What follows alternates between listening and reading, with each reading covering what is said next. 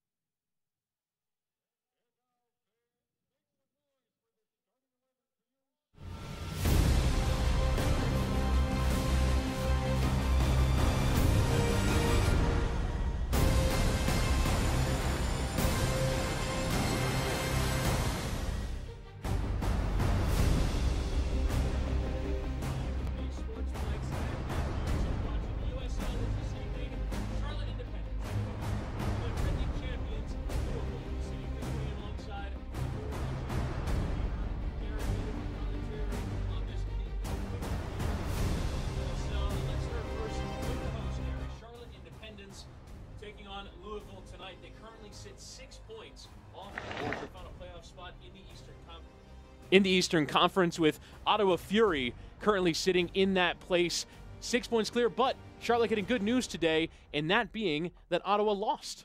And so they continue on their chase of Nashville and Ottawa for those final places. Yep, good news for them, but their form recently has not been good. 1 win in 13, and that is why they sit in that 11th position, 6 points off the playoffs. So they're going to have to turn that around. Charlotte, today is a perfect day to do it. You're at home. Yes, it's going to be a tough match against Louisville, but you've got to start getting those 3-pointers if they want to be in those playoffs. As you take a look at the team warming up at the moment, they've got some 6-pointers coming up as well in playing at Nashville SC, both home and away, coming up, who currently sit 9th. You take a look at the way that the standings sit at the moment, Gary. They're going to be playing some of the teams in and around them, but can start tonight with a victory against the defending champions. Let's get to Louisville City, and their top goal scorers, see Ilya Illich and Cameron Lancaster combining for 22 goals of Louisville's 32 on the campaign, but Illich on the bench tonight. Yeah, Illich on the bench, but you can bring him on. I assume he's carrying a little bit of a knock, or perhaps he's being rested. But Cameron Lancaster, what a striker he is, and sitting second overall behind Thomas Enevoldsen, 13 goals, and a great striker to have in your team. As you take a look at John Hackworth, the Louisville City manager, managing his second contest, got the 0-0 on the weekend, taking on Nashville, but will look for his first victory tonight in charge of Louisville City. It's Charlotte Independence playing host to Louisville, and it's coming up next. Stay with us for commentary of this one.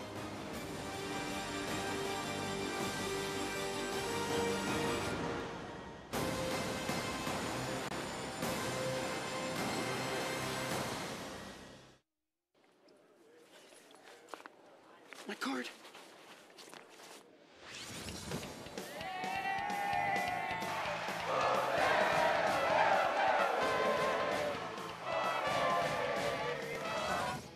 Misplace your debit card?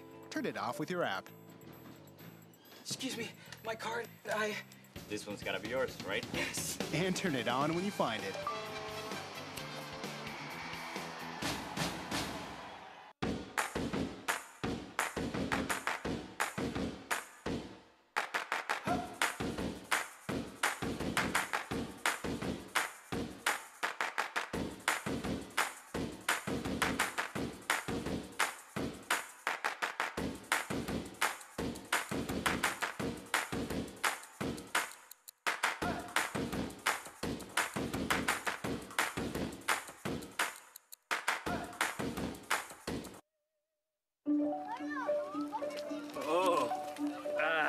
I don't have my wallet, so.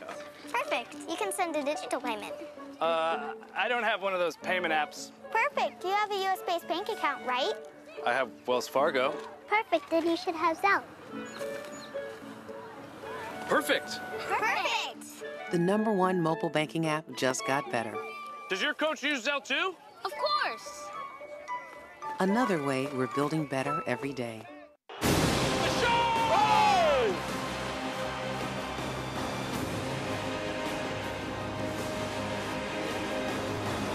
Near post! Oh, what a finish by Charlie Ward! Jesus Enriquez does it again! Great save for Stucco! Oh!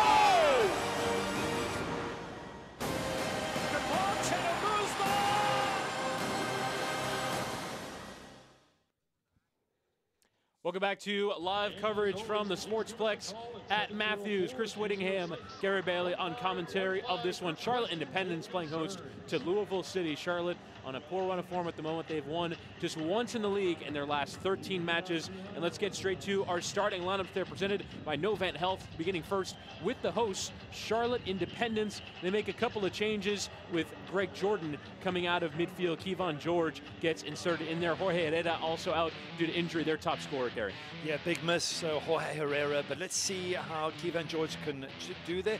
He's sitting as a midfielder, but expect to see him as an attacking midfielder right behind Caleb Calvert there. Otherwise, it's a pretty standard 4-3-3 lineup. Javon Watson also coming in the center of defense. And for Henry Kalunji, he'll partner alongside Bertrand Awundi Echo, who is on loan from Minnesota United. Meanwhile, for Louisville City, just the one change for them with Luke Spencer, the former interim coach. He'll be coming off the bench. And the MLS loanee, James Sands, that number 8 on that forward right-hand side, the 18-year-old on loan from NYCFC. Yeah, missing Illich. We mentioned that he'll be on the bench, but I'm going to look out for Cameron Lancaster as well. What a great striker. 13 goals in a season. If they get the ball to him, he could be a huge danger for Charlotte. So one for Charlotte to keep an eye on. Oscar Jimenez also on that left-hand side, part of that distribution with 7 assists off that left wing-back position. It'll be kind of interesting to see what the shape that Louisville comes out with this evening. Played a 3-4-3 under the last manager, James O'Connor.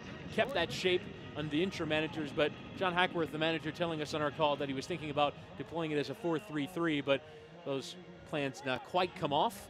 Very difficult to come in mid-season and create that kind of change. It is, and you wouldn't want to have too much change because the team's been doing so well, Louisville. So you sort of want to keep it as is, but maybe tinker a little bit here and there, bring your own style to it. So let's see how John Hackworth does impact what is a very, very good Louisville outfit. As we are underway from the Sportsplex at Matthews, Louisville in their away whites with the gold shorts going from left to right. Charlotte Independence, the hosts, in their all blues with the white trim going from right to left. Charlotte looking to climb towards the top 8 of the Eastern Conference to get into the postseason. They're going to need a turnaround in form, given the fact that they've won just once in their last 13 matches. Louisville on a good run of form since being eliminated from the U.S. Open Cup by Chicago Fire in the quarterfinal. The side in USL that did the best in that competition, but they've recovered well since. They've won 3 times in the league and drawn 2. They've changed manager in that period as well, and John Hackworth looking to continue to make an impact, the former United States U17 manager. You couldn't pick 2 more contrasting forms at the moment, can you? Unbeaten in 5 and able to change managers and still look good.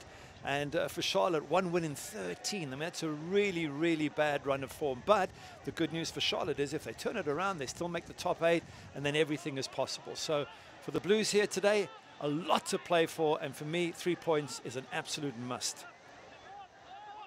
Here's Alex Martinez, the Uruguayan on the ball. A very international side, this Charlotte team. You see Martinez and George Davis IV just getting into it a little bit there. As will be a free kick given there by Rubio Vasquez. Yeah, it shows you there's a little bit of aggro out there, especially coming from Charlotte, and quite rightly so. A lot to play for there for Mike Jeffries and his team. And he'll be happy to see his players fired up and pushing and shoving and trying to do everything they can to get themselves in that top 8. The former manager of Dallas Burn in MLS came over from the Des Moines PDL side in 2015, has been managing the Charlotte side ever since.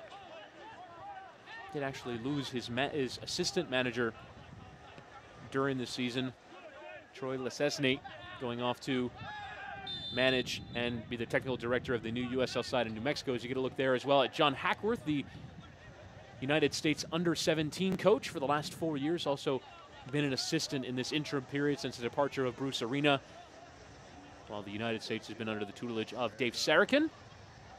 Hackworth getting the call to go back to club management, where he was in Major League Soccer with Philadelphia Union, but taking on this Louisville team that, as you said, Gary, has had some success. They won the league last year, and now they're in the top 4 this season, the Eastern Conference as well.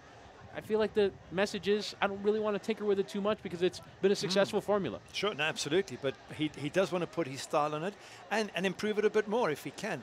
The challenge for him is coming from national team football, which is very different. It's once every month or so that you get the team together at most, and especially with U17s, you're dealing with much younger kids, somewhere between kids and men, whereas here these are proper full adults. So there's a different way of dealing with them, as opposed to being kind and gentle with the U17s. Here it's brutal, it's honest, it's straight down the line. So he's having to change the psychology of how he works. He's having to change a lot of things himself. So I think one needs to give him time to settle in as well. As the throw-in is on here for Louisville City now, we'll come out to this right-hand side, and Kyle Smith just like to get forward from his right center back position. The ball is played into the area by Lancaster. Clear, but only as far as George Davis IV. Slid into the path with a cross to be hit by Smith. Took a deflection on the way through, but it does come out for a Louisville corner. What it does show you with Louisville is their defenders can get up high and they can play good football. You know, good crosses in there from Kyle Smith, good attempts. And maybe that's why they're such a good side, is they can play football from every position. It'll be Oscar Jimenez to take the corner, the left wing back. Certainly put a good cross in. We'll try and do so towards that back post, but rising and winning in the air with Charlotte through Kevon George, and now looking to play out as Joel Johnson. Doing very well to work around the defender, and he's away on that far side. Joel Johnson, the Spaniard, came through the youth system at Valencia. Does have a Liberian father. Is where he decided to play his national team football, but did appear in La Liga for Valencia. Well, that's a good team to play for in Spain, one of the top sort of 4 or 5 teams, Valencia. So if that's where he's got his grounding, you can be assured it's a very, very good footballing grounding.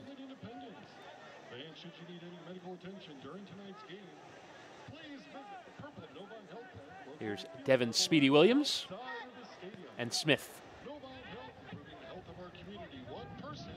You see plenty of width. Kyle Smith can kind of play as either a right back or a right center back, but either way will certainly get forward. That is a good step there from Awundi Echo, the loanee from Minnesota United in Major League Soccer, who was brought in as something of a youth project for Adrian Heath. Send him out on loan in USL to get some more games. As up top is James Sands, 18 years of age from NYCFC, the first ever homegrown signing for that MLS side. And we'll kind of play off the striker, Lancaster. Here's Smith. This is good possession by Louisville, and it gets me wondering for Charlotte, because they only had 27% possession against Pittsburgh in the last match. And I thought, okay, well, you're away from home. It's maybe you're playing defensive, but here at home, they're struggling to get the ball off Louisville. And, you know, if you do play one game where you don't have much possession, it's not easy to turn the switch and suddenly get hold of the ball. So looking to see how Charlotte can work their way, hunt down Louisville, win the ball off them, try and keep possession themselves, and get time on the ball. It's so important to be able to knock the ball around and feel comfortable.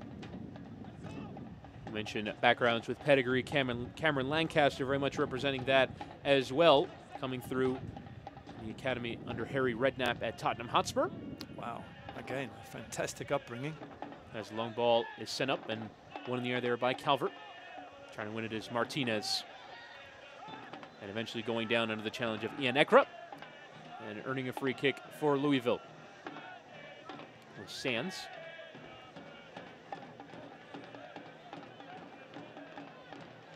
The ball is lofted over the top, charging on there as Jimenez from that left back position loves to get forward.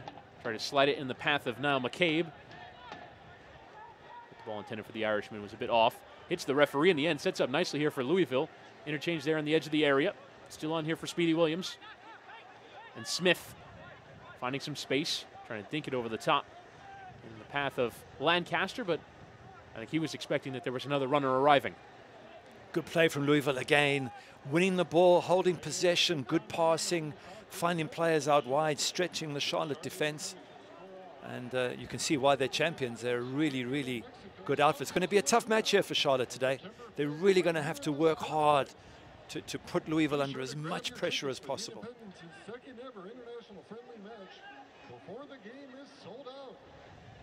There'll be a throw in here for the hosts, known as the Jacks. There's Johnson, who's been with Charlotte since 2016 and has been a regular ever since. Gives out to this left-hand side to another young American, Sam Vines, the 18-year-old on loan from Colorado Rapids.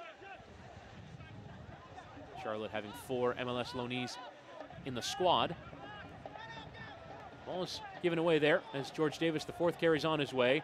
We'll send it towards that penalty area. Cut out there by Bilal Duckett, who wears the captain's armband this evening.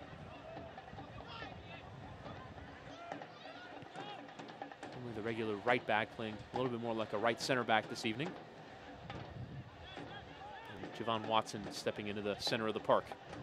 There he is trying to win the ball. Play it for George. It's won there by Awundi Echo.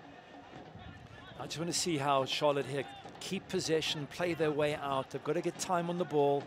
They're being closed down by Louisville, but they have got to find ways in which they can control the pace of the game. So what they're doing now is good, and they're going to take it forward and make sure that they keep their passes crisp to a man in blue and start to dominate a little bit. Alex Martinez, his brother Enzo, used to play with Charlotte. That's a good ball, center of the path here on the edge of the area to Martinez, or rather Calvert.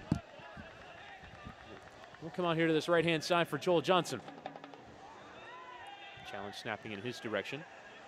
Here's Armin. Jake Armin with the left-footed low cross cut out there by Paco Craig. Away only as far here on that right-hand side to Javon Watson.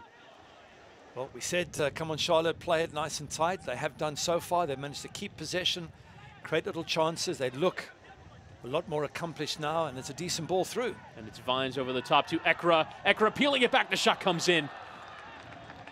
But in the end, straight into the path of Greg Ranjitsing off the boot of Alex Martinez. Much, much better. That's exactly what we're saying they need to do. Control the ball, create opportunities. Okay, the shot wasn't the best there. It was under all sorts of pressure, but at least it's something to give them confidence that they can play and match Louisville. It is Ranjitsing, keeper of 7 clean sheets and 22 starts. Who has well been the regular for Louisville since 2016. As the ball is given away there by Paulo Del Piccolo, along with George Davis IV and Luke Spencer, who's on the bench tonight, have been managing this squad for a few games while John Hackworth was coming back from his youth national team work. I have to say, a very rare setup, Gary. 3 interim coaches who are all players. Yeah. And Luke Spencer was kind of the leader of the bunch, and he's just 27 years of age. As ball into the path of Lancaster, who tries to get around the keeper. Did the keeper get too much of him? He did, and it will be a penalty given against Andrew Dykstra. Cameron Lancaster with a touch around Dykstra and gives Louisville the chance to strike from the spot early in this one. Wow, what a turnout here. 11 minutes into the game and a penalty. And that's Lancaster. Did he have too much pace for Dykstra here? Well, he sees the keeper coming. That's good play. As the keeper comes, plays it away. He knew exactly what he was doing. Look, he plays it away from the keeper, takes the hit, and straight away turns to the ref and says, penalty. Unlucky for the keeper there. Once he was committed, he had to get a hand on the ball, and he wasn't able to. And now it will be Cameron Lancaster who will take his own penalty. The Englishman already on 13. Still 12 matches left to play. He can go joint top of the USL scoring chart by converting this penalty. Here is Lancaster, and he scores, giving Louisville the advantage. And now joint top of USL with 14 goals on the season. Good finish. He really hit that hard. He hit it wide of the keeper. That's the way a striker should knock them off, and that's why he's top of the goal scoring in the USL. He's a natural finisher. Have a look, comes up to it. Pace, power, past the goalkeeper. He wins the penalty, tucks it away. Classy number 9. Now level with Thomas Enevoldsen of Orange County SC, who has lit that side alight. And Lancaster, who hasn't even been among the most regular players in this Louisville side. 15 starts in this, their 23rd match. Missed 3 and came off the bench in 5. And still top of the league. Wow. Good background, as you said. West Ham Academy, was it? Tottenham Hotspur. Sorry, Tottenham Hotspur Academy with Harry Redknapp. And it's the sort of skills you could see there as he saw Dykstra coming to him. He just plays it away from the keeper, makes sure there's contact, wins the penalty. He handled that extremely well, Lancaster. As Armin gives away, here's Louisville into the path of Davis IV. Dykstra was guessing far post, but it arrived at his near, and he was still able to cover. Yeah, good save from the keeper. Got to watch your near post. That's the golden rule, Chris. Never let them beat you at your near post. It's tough now for Charlotte. 1 down already against this top-class and in-form Louisville side. And it's a match Charlotte really can't afford to lose, so important rest of game coming up. Davis IV. Now Devin Speedy Williams We have a few Jamaicans on the pitch this evening. Jimenez. And McCabe.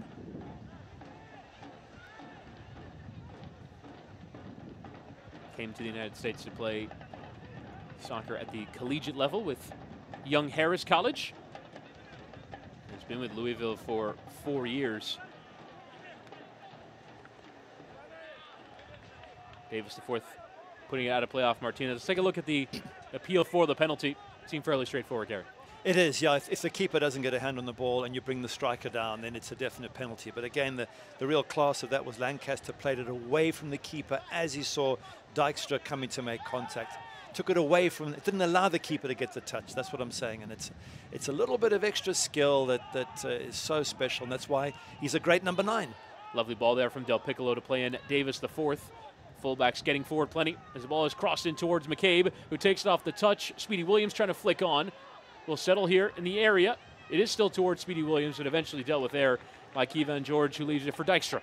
Yeah, Louisville probing again. They're so skillful on the ball. They're giving Charlotte a hard time in defense and not allowing the Blues to push forward and create opportunities. And look at the pressure coming from Louisville here. Pressure that's causing bad passes, turnover, and more pressure coming back from Louisville. Normally works so effectively at their home ground for Louisville because they play at a baseball stadium that's very narrow, so that high press makes it difficult to play out unless you start playing balls over the top. As Toch will turn and leave it for Speedy Williams. Of course, when you do get through that back 3 of Louisville, you've got to face up to Greg Ranjitsingh, who, from what I've seen, is a fantastic-looking goalkeeper with some great saves and a hard man to beat. So it's going to be a tough afternoon here for Charlotte, but one which I'll say again, they have to win this and they have to put Greg in goals under all sorts of pressure. As Kyle Smith tries to whip the cross in, but will over the goal of Andrew Dykstra. He's on loan from Colorado. He's also been in USL with Charleston, Richmond, and Sewell Park Rangers.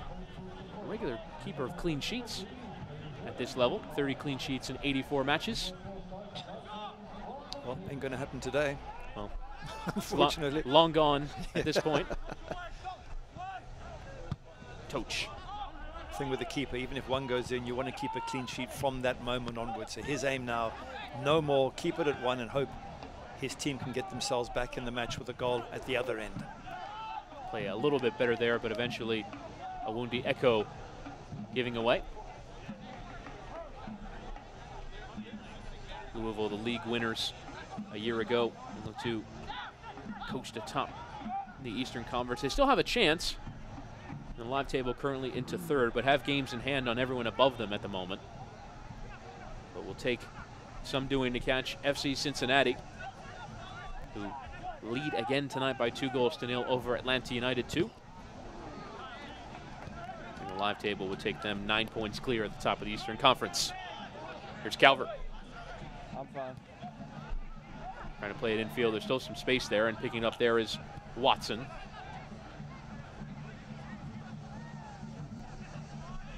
Sounded good. Overlap coming available for Armin. Kevon George. Started for Trinidad and Tobago on the day. As the cross comes in from Martinez. And easy work for Ranjitsingh. Yeah, it's a poor cross at the end of a nice move there for Charlotte. Martinez has got to make sure he gets it away from the keeper and gives those in the middle a chance to get a header. But the move up until then have been good. Nice passing, good pressure coming in here from Charlotte. And a turnover already. And it's given away there by Toch, Martinez, and George, and Ekra.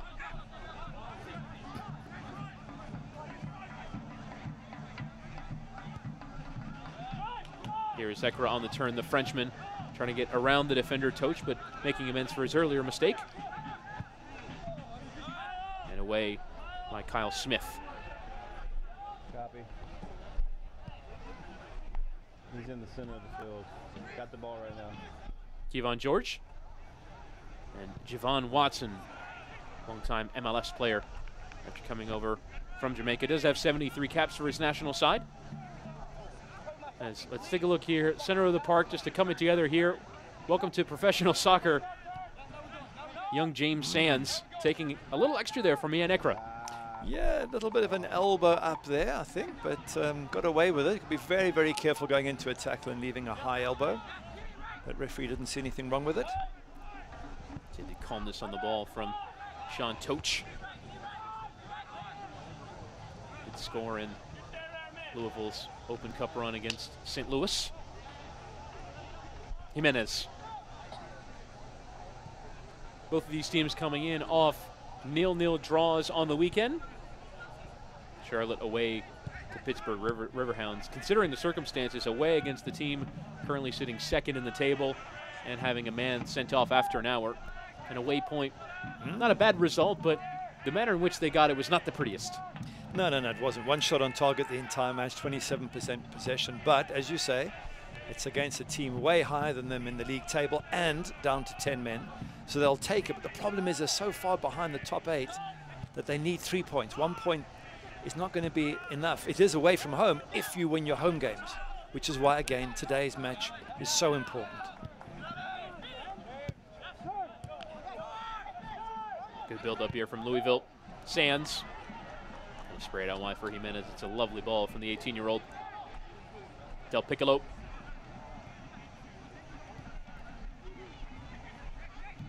See Lancaster coming back to receive. Louisville more than keen to carry on in possession. Craig. And the first-time ball from Jimenez. Defender George coming through Lancaster.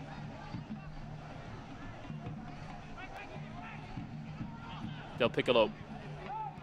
And Speedy Williams trying to play it to the feet of Lancaster. A good step there from Javon Watson. Louisville retain. Here's Smith. Plenty of power in the cross. Go all the way through the area. And now Joel Johnson will have to play out.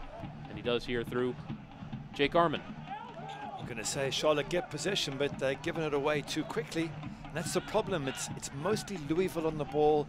When Charlotte do win it, they clear the ball straight to a Louisville player, and the pressure comes back onto them. So important for them when they do get the ball, Charlotte, to try and keep possession. Look, it seems far too comfortable for Louisville at the moment.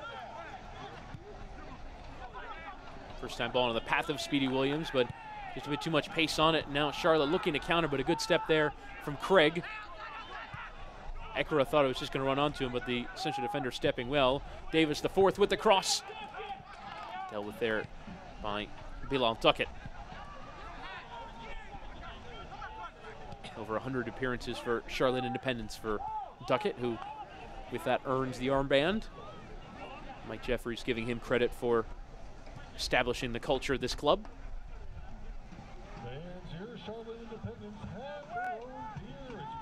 Joel Johnson. Good pressure here from Louisville, making it very difficult for Charlotte to play out, which they eventually do.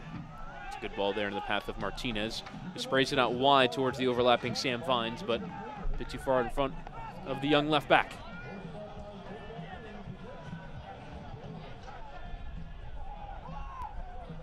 And Charlotte not responding in kind with their own press, which allows Louisville to play. Here's McCabe and Jimenez. Lancaster bending his run, but Jimenez electing to play again with the Irishman, Niall McCabe.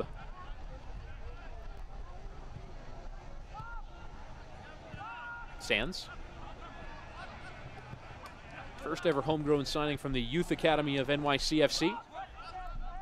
Reason why I go straight into the team, earning the confidence of the manager. He played for the manager as part of the U.S. youth setup. Oh, right. Okay. This is a youth international, James Sands, in the center of the park tonight. It's good to see such young players playing. There's so many good young players in the US, and you want to see them given chances early, especially for USL teams. And let's see if we can grow this talent and get them up into the national team. We've seen it work to some success in New York with the Red Bull system. Players like Tyler Adams playing for their USL side before going to MLS, and now linked with a move to Red Bull Leipzig in Germany. And USL, no doubt, providing the pathway. You've seen the MLS teams with that USL pathway have benefited from it as the challenge comes in there through Alex Martinez. Hopefully we are watching every single week players from the USL who one day will be on the World Cup stage. Yeah, 2022, 2026. Yep. Sam Vines, another youth international, as you have a look here at the challenge on Martinez. Martinez just getting his body in the way, as you should be doing as a professional. Wins the free kick and allows Charlotte a chance to try and keep possession. So they haven't had enough of for a home side. Game pressure coming straight away from Louisville, so it makes it difficult for them to play out. Sort of hemmed in their own half most of the time. And let's see if they can fashion a way to put some pressure on that Louisville goal. Plenty of power in that switch from Vines, but left time for McCabe to press onto it, but came off his head and out for a Charlotte throw.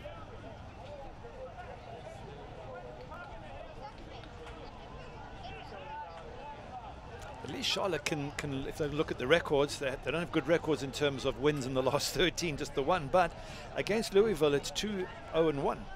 So in 3 matches they've won 2, drawn 1 at home to Louisville. That's good news. Away from home, well, best we don't mention that for Charlotte. But at home it's a decent record, and maybe they can take some sort of positives from that and say, hey, we're 1-0 down, but we can get ourselves back in this match. Was not great away from home earlier this year. Finished 4-1 in favor of Louisville, and Charlotte only getting that one as a consolation from Jorge Herrera, who is on the bench, or rather not in the squad. Picked up a knock against Pittsburgh. And that'll be a big blow to Mike Jeffries' side. They've scored 30 times in the league, Charlotte Independence, and Jorge Herrera is responsible for 10 of them. Wow. Crucial player. Also provider of 3 assists as well. But no youngster these days anymore, is he? Way into his 30s, so probably having to pace himself. Nurse the injuries very carefully. No doubt a fan favorite in these parts. Here's Craig. A little tuft of hair on the back of his head. As it's given away there, Speedy Williams unable to get it under his spell. Martinez nodding back for Vines.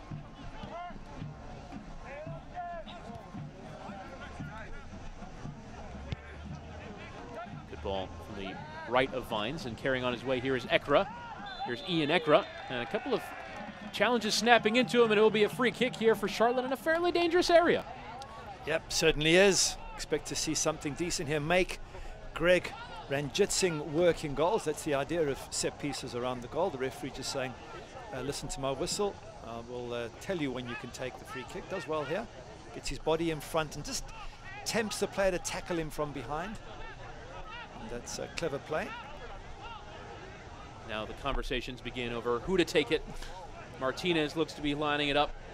Bilal Duckett trying to figure out where on the wall he should be going.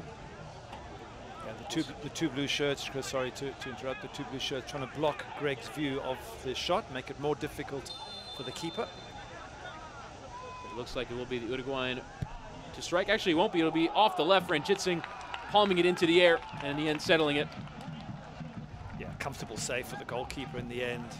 Doesn't make him work. Great throw out as well, putting Louisville on the attack. Looks like it was Jake Arman who took the free kick.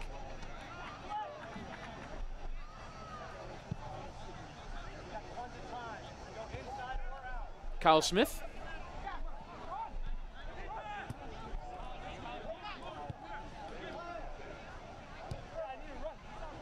Louisville leading away from home by a 1-0. Averting the penalty was Lancaster. His 14th of the season. Charlotte just unable to keep possession for too long. When they have gotten forward, they've gotten in some dangerous areas, but not really testing Greg Ranjitsingh too much.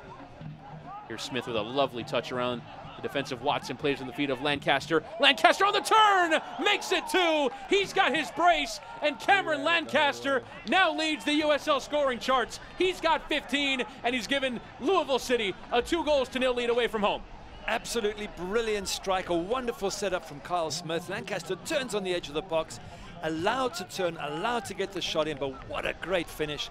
And that's past Dijkstra in goals, 2-0 up. Have a look at this. Lovely ball in, steps away from the defender. He's got too much time to turn. That's a brilliant finish from the man who's turned this game around all on his own.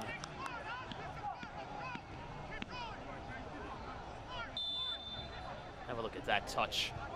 Eventually catching Dijkstra too far out. Considering he struck the ball from just outside the area without really a ton of power, it had to be exactly right on placement. And you'd have to say he nailed it. He certainly did. And in both these goals, he's been excellent, showing great touches, great forward acumen, and tough for Charlotte. Certainly, Louisville have dominated. They've deserved to have the opportunities, but that man there has just tucked them away and put Charlotte under all sorts of pressure at home. To come back from 2-0 down against this Louisville side, not going to be easy. And Lancaster came into the day level with Foster Langsdorff of Portland Timbers 2. PT2 in action later tonight, as our Orange County SC. As a matter of fact, they play each other, so Enna Voltson will not have to score to keep level with Lancaster. Nico Brett of Pittsburgh and Daniel Rios of North Carolina FC were on 13 coming into this one, but Lancaster now alone atop the scoring chart with 15. As you mentioned earlier, started 15 of Louisville's now 23 matches. Hasn't started every game, but is terrific in front of goal. Certainly has. Again, you sort of wonder whether he goes up to the highest possible levels if he can strike like this. As he left-footed shot comes in for Jimenez, and it wasn't far away. Plenty of power in that, and sent Dijkstra scrambling to try and make sure that wasn't headed for his top corner. Great strike there. Again, Louisville positive, putting Charlotte under all sorts of pressure there. But we were just saying about Cameron Lancaster, you've got to be thinking that a few MLS sides are watching going, hang on a second, he could do a job for me up front, because he is such a quality striker. Certainly are some MLS sides looking for a center forward who can put him away like Lancaster. As the cross attempted there by Joel Johnson comes off of a white and gold shirt, and Louisville will play out here through Davis the fourth. Speedy Williams in plenty of space. See some class coming off him in central midfield. Play under pressure. Just one senior cap for the Jamaican. Or if he might be getting the call to play some national team football. Here's Speedy Williams again. Paco Craig. Another Englishman. Came through at West Ham.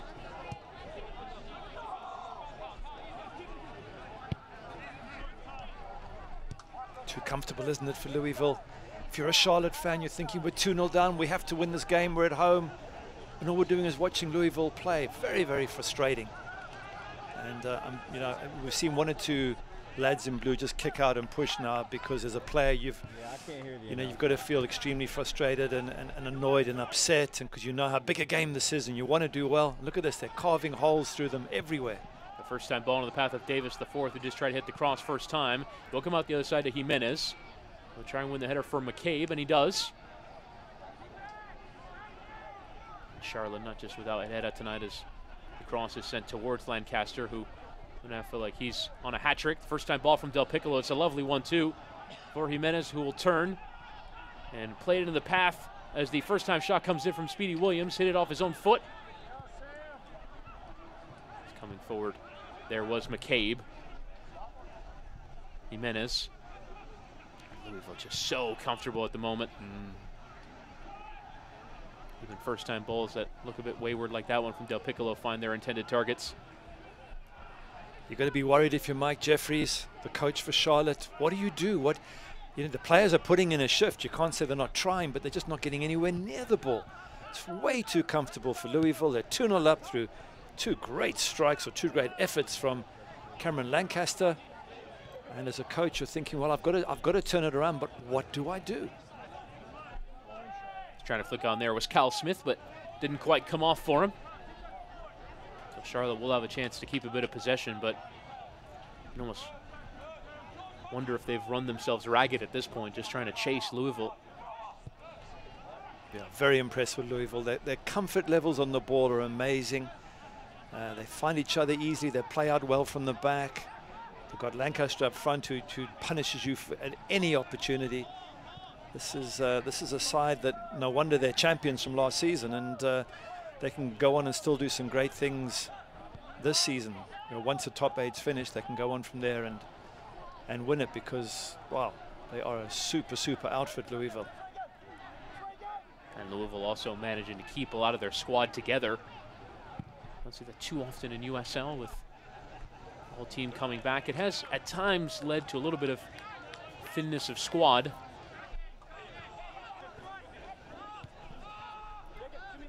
Louisville still putting together a very solid campaign, doing well in the Open Cup. And now in the top 4 of the Eastern Conference in the live table, move up to 3rd, with Pittsburgh Riverhounds currently leading by a goal to nil at home to Tampa Bay. And Louisville failed to score in their last match at home against Nashville, but before that, we're on fire scoring goals, 15 in 4 matches, including a 6-4 victory as Lancaster, what they call in basketball a heat check. He's hot. He just wants to make sure how hot. He strike from that kind of range. Yeah, you notice none of his teammates said anything to him. If you score 2 goals, and you know, if you want to shoot wide, go ahead. I don't mind. Try him from wherever you like. Yeah, do what you want. If you've banged in 2 goals already, you get a free pass on that one. It's kind of funny, though, Gary. You go from playing a 6-4 away from home against New York Red Bulls 2, and then you play out a 0-0 draw at home the next week.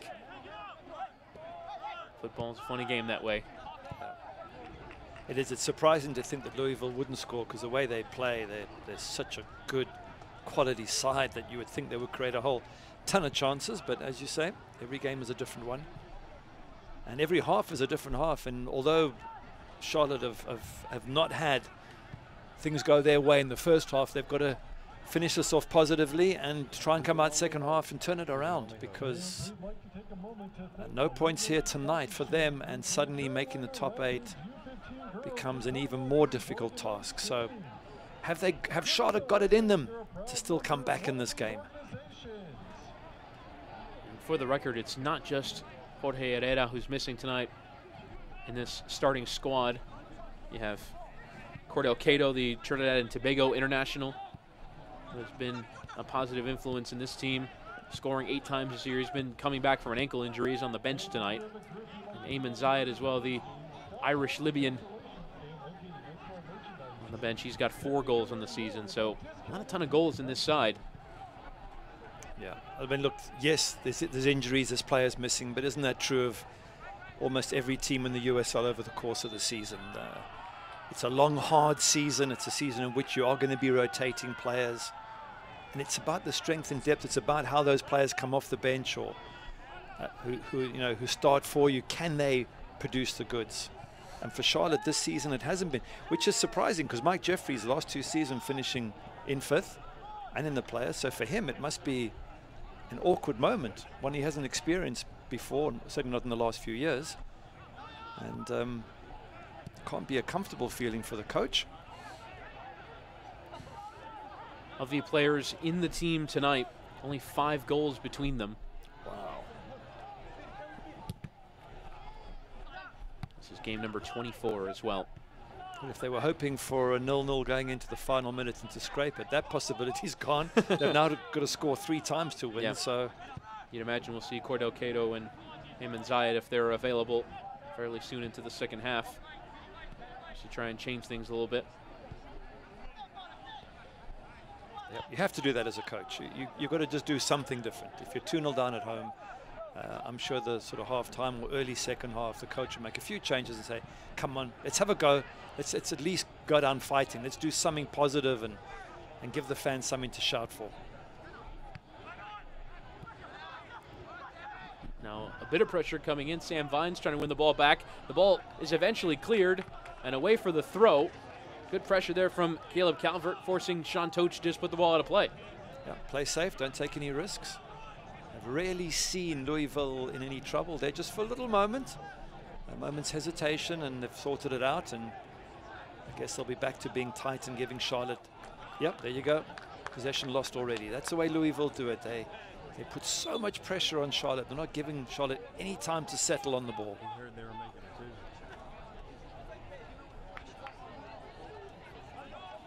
You see John Hackworth pleased with the effort of George Davis IV. He was one of those interim coaches. John Hackworth telling us on our call that he was on FaceTime with his interim coaches nearly every day, getting reports of what's going on. As again, Lancaster is into the penalty area. Lancaster on a hat trick, and this time Dykstra equal to it. Yeah, again, Lancaster's so good to get the ball, shield it from the defender, get a shot on target, and make the goalkeeper work. Yes, he doesn't beat him, but at least he forces Dykstra to have to make a decent save.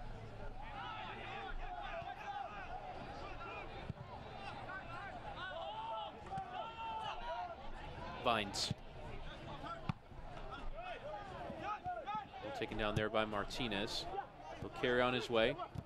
The ball there from Vines and comes off of Calvert and out for a throw. Let's take a look at that opportunity. It's a lovely ball slid in there by Jimenez. His first touch, so good. Yes, it takes him away from goal slightly, but he retains possession. Lancaster, as the ball comes to him, avoids the challenge, gets the shot in. To be fair to him, his angle was extremely tight. It was unlikely he was going to beat Dykstra from that angle, but he certainly makes the goalkeeper work. As Ekra strikes, takes a deflection on the way through. But Ekra found himself in a little pocket of space and tried to take advantage.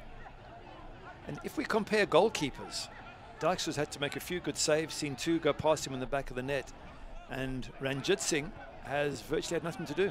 Had one free kick that was a bit of a soft one that was easy to deal with. And if you're playing away from home and you've hardly had anything to do in the first half, then it tells you that A, you're playing for a very good team, which is true in Louisville, and B, your opponent Charlotte haven't done enough. And I think that's the problem for this team in blue. They need to do more, at least give their fans something to cheer about. And it is Lancaster who will track back and earn the yellow card. So he's got his brace, but he's also got a yellow. And now an opportunity for a free kick here. With a few minutes to play left in this first half. Can Charlotte off the set piece create an opportunity? He's saying he got the ball, and to be fair, he did, but I think he went through the back there of the player to get the ball. So, yeah, referees are always going to blow that one for you, unfortunately, Mr. Lancaster.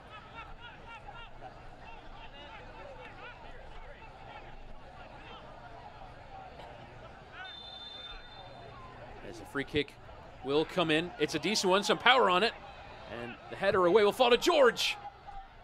And Kevon George unable to repel. It was a good cross in from Sam Vines. And dealt with well there by Louisville. Yeah, it was a good cross. For a moment I thought there might be a chance of a header. Then I thought maybe there was almost a handball, but no appeals. So in the end, it comes to nothing. Maybe that sums up the situation for Charlotte. They're doing some decent work, but it's coming to nothing at the end. And they need to do better in the second half. As Javon Watson gives away the foul in the center of the park. Toch and Paco Craig, whose father is the bassist in the Culture Club. Right. Yeah. And he was forced to choose between music and football. He chose football. Good for him. Culture Club, that's going back into the 80s? Yes, indeed. Wow.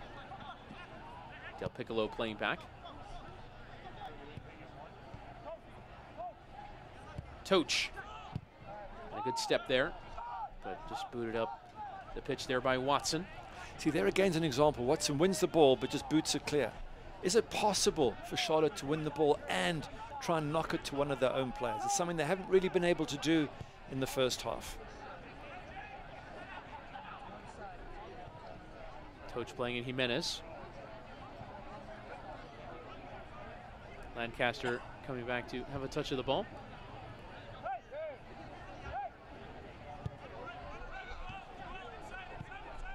That was McCabe. Lancaster there. And it's given away there. Good read there by Vines, who will carry on his way.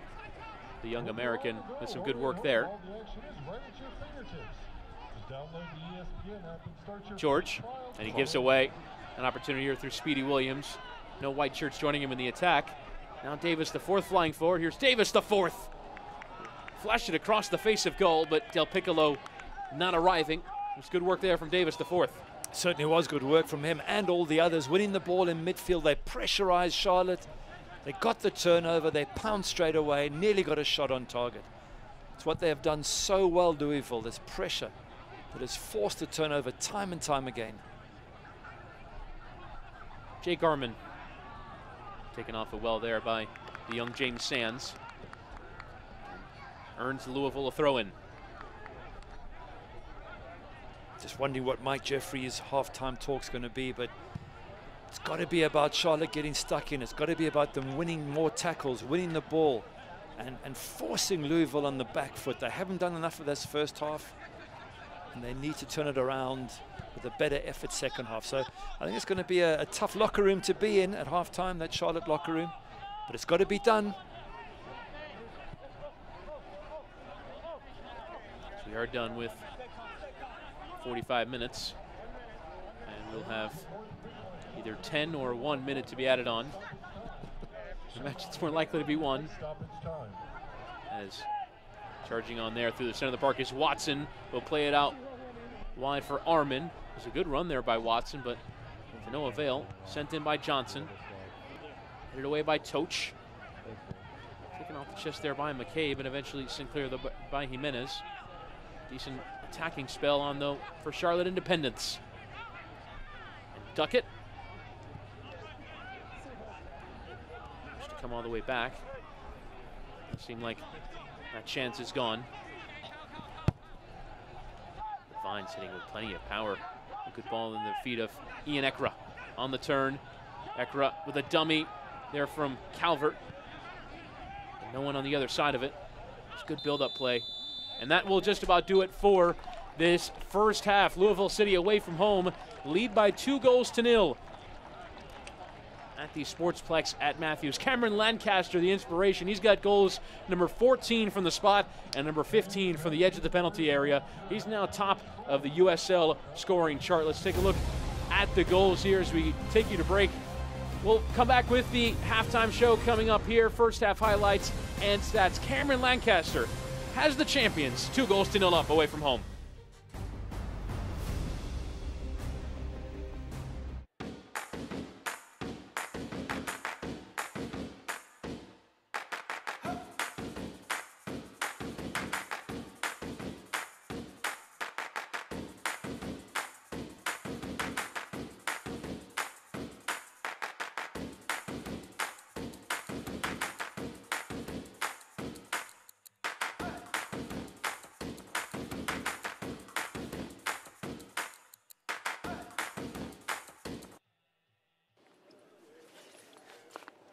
My card.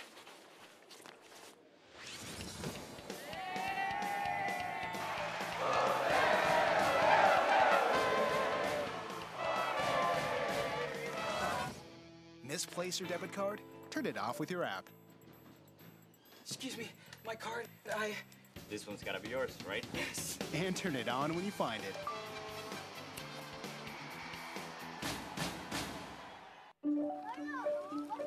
Oh, I don't have my wallet, so. Perfect. You can send a digital payment. I don't have one of those payment apps. Perfect. You have a US-based bank account, right? I have Wells Fargo. Perfect. Then you should have Zelle. Perfect. Perfect. The #1 mobile banking app just got better. Does your coach use Zelle too? Of course. Another way we're building better every day.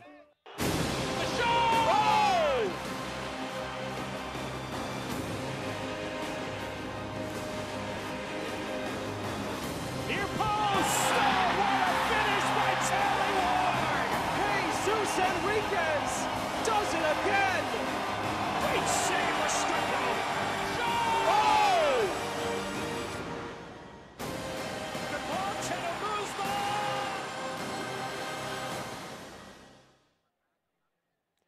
Welcome back to live commentary of Charlotte Independence playing host to Louisville City. They trail by 2-0. A very nice evening here at the Sportsplex at Matthews as the Charlotte soccer community are rallying around McKenna Woodhead, a 14-year-old local soccer player who was paralyzed from the chest down following an accident. The hashtag is McKenna Strong, and he will be receiving a check this evening from the local community, so the soccer community getting around a very good cause here. But the hosts do trail by 1-0. 2 goals to nil, I should say.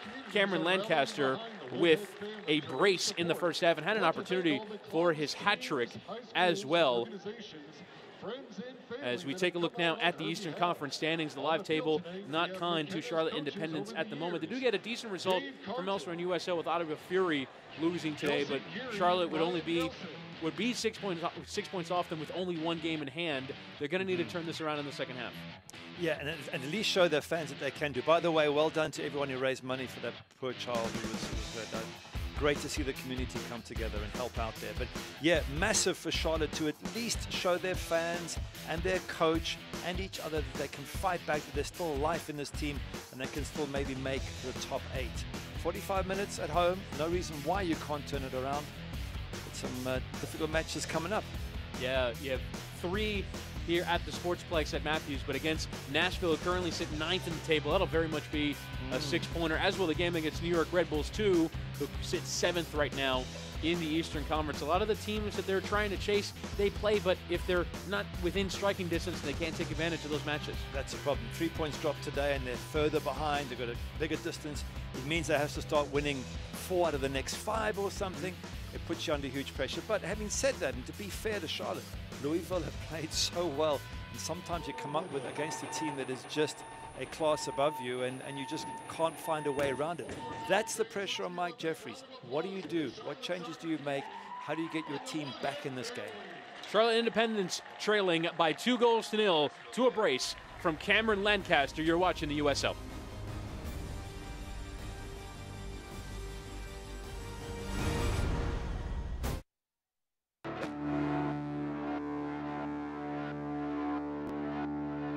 I was born from the bottom, but raised to the top. I was born from the bottom, but raised to the top. I was born from the bottom, but raised to the top. I'ma keep on climbing, I ain't gonna stop. I was born from the bottom, but raised to the top. I was born from the bottom, but raised to the top. I was born from the bottom, but raised to the top. I'ma keep on climbing, I ain't gonna stop. Thomasina Volkson looking for number 14. There it is. Cross comes in towards the back post, and Foster Langsdorff has his 11th goal this season. The corner of the 18. Cross comes in, and a goal for Foster Langsdorff. It's his 2nd of the evening.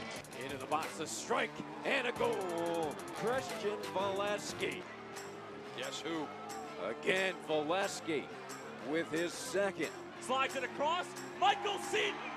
Seaton in on goal. Michael Seaton, he's at the brace. Ledesma right at the edge of the 18, takes a shot, and Manu Ledesma does it again! Now Spies gives it a go, and Spies finds the back of the net. Game of one-upsmanship from the Indy 11 this season. Rebound comes out, though, and it's stuck right back in. And guess who? Solomon Asante. Chance now for it, St. Louis! Long overdue goal for Corey Herzog.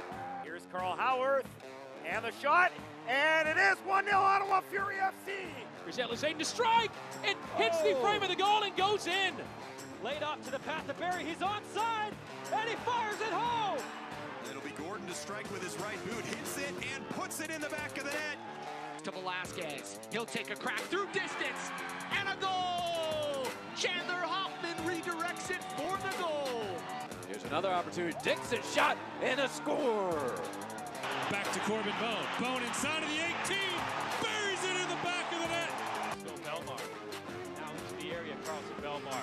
Losing his defender, Belmar, Shirley, Blackwood gets the goal. Great save by Kendall McIntosh. Shot getting a piece of it. What a save.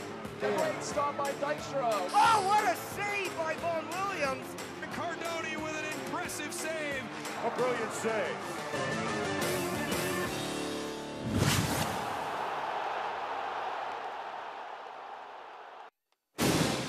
Charlotte Independence playing host to Louisville City tonight at the Sportsplex at Matthews. We'll let you show you the best from around the league. Here are the goals and the saves of the week.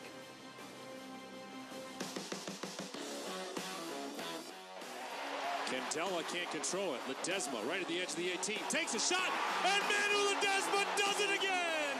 His 11th goal of the season! Looking for the right option. Too many near post runs. Here's Ellis Hayden to strike! It hits the frame of the goal and goes in! Zach Ellis Hayden with a staggering strike. Falls to Velasquez. He'll take a crack through distance, and a goal! Chandler Hoffman redirects it for the goal. It'll be Gordon to strike with his right boot, hits it, and puts it in the back of the net. San Antonio has found the opener. Good pressure by Venegas. Now Spees gives it a go, and Spees finds the back of the net for the second time in as many home matches.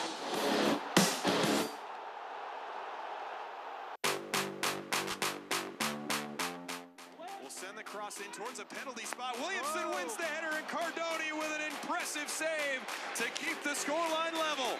Delivery there by Kanumbe to the back post. Up for the header. Oh, what a save by Vaughn Williams. Illinois with the drums before the game, and this is a through ball. Shot getting a piece of it. What a play by Nico Cordy. Gonzalez, who this time will send it in. Header won by Loria, and then put on frame. A great save by Kendall McIntosh to keep it out from the net. This time, Gonzalez. What a back flip that is, and what a save. Dick just gets an outstretched hand to it. And that's some of the very finest from around the United Soccer League. You can vote for a goal and save of the week at uslsoccer.com. Now let's take a look at some of the news and notes from around the league as you take a look at the table and how it can turn very quickly. See midweek and Saturday contests throughout the league impacting tight playoff races in both conferences. FC Cincinnati are now up to 350,000 fans for the season. Gary, 27,000 attending their last match at the Nippert Stadium. That's brilliant. I mean, that's as good as you get in some of the top leagues in Europe. So wonderful fans throughout the USL. But that 27,000, brilliant. I'm sure you'd appreciate this, the Ottawa Furry keeper, Maxime Crepeau, with his 12th clean sheet of the campaign. Go the goalkeepers, the most important player on the pitch. Sure, don't you agree? You're not biased at all, Gary. Coming up next, you're bringing your first half highlights and stats, and we'll bring you second half kickoff as well. From the Sportsplex at Matthews, you're watching Charlotte Independence and Louisville City in the USL.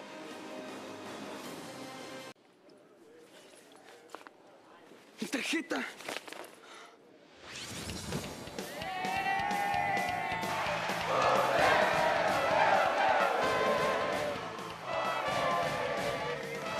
¿No encuentras tu tarjeta de débito? Desactívala con tu app.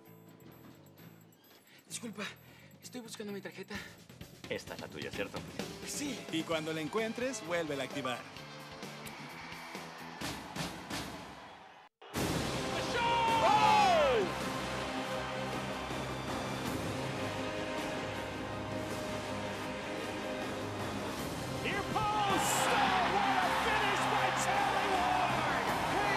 Enriquez does it again. Great save by Stryko. Oh! The ball to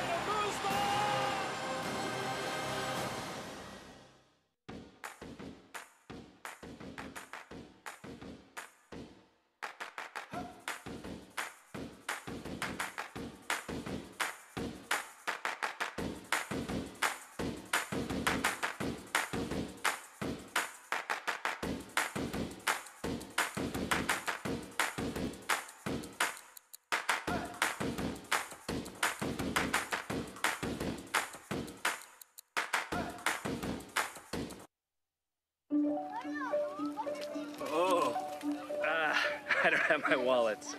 Perfect. You can send a digital payment. I don't have one of those payment apps. Perfect. You have a US-based bank account, right? I have Wells Fargo. Perfect. Then you should have Zelle. Perfect. Perfect. The #1 mobile banking app just got better. Does your coach use Zelle too? Of course. Another way we're building better every day.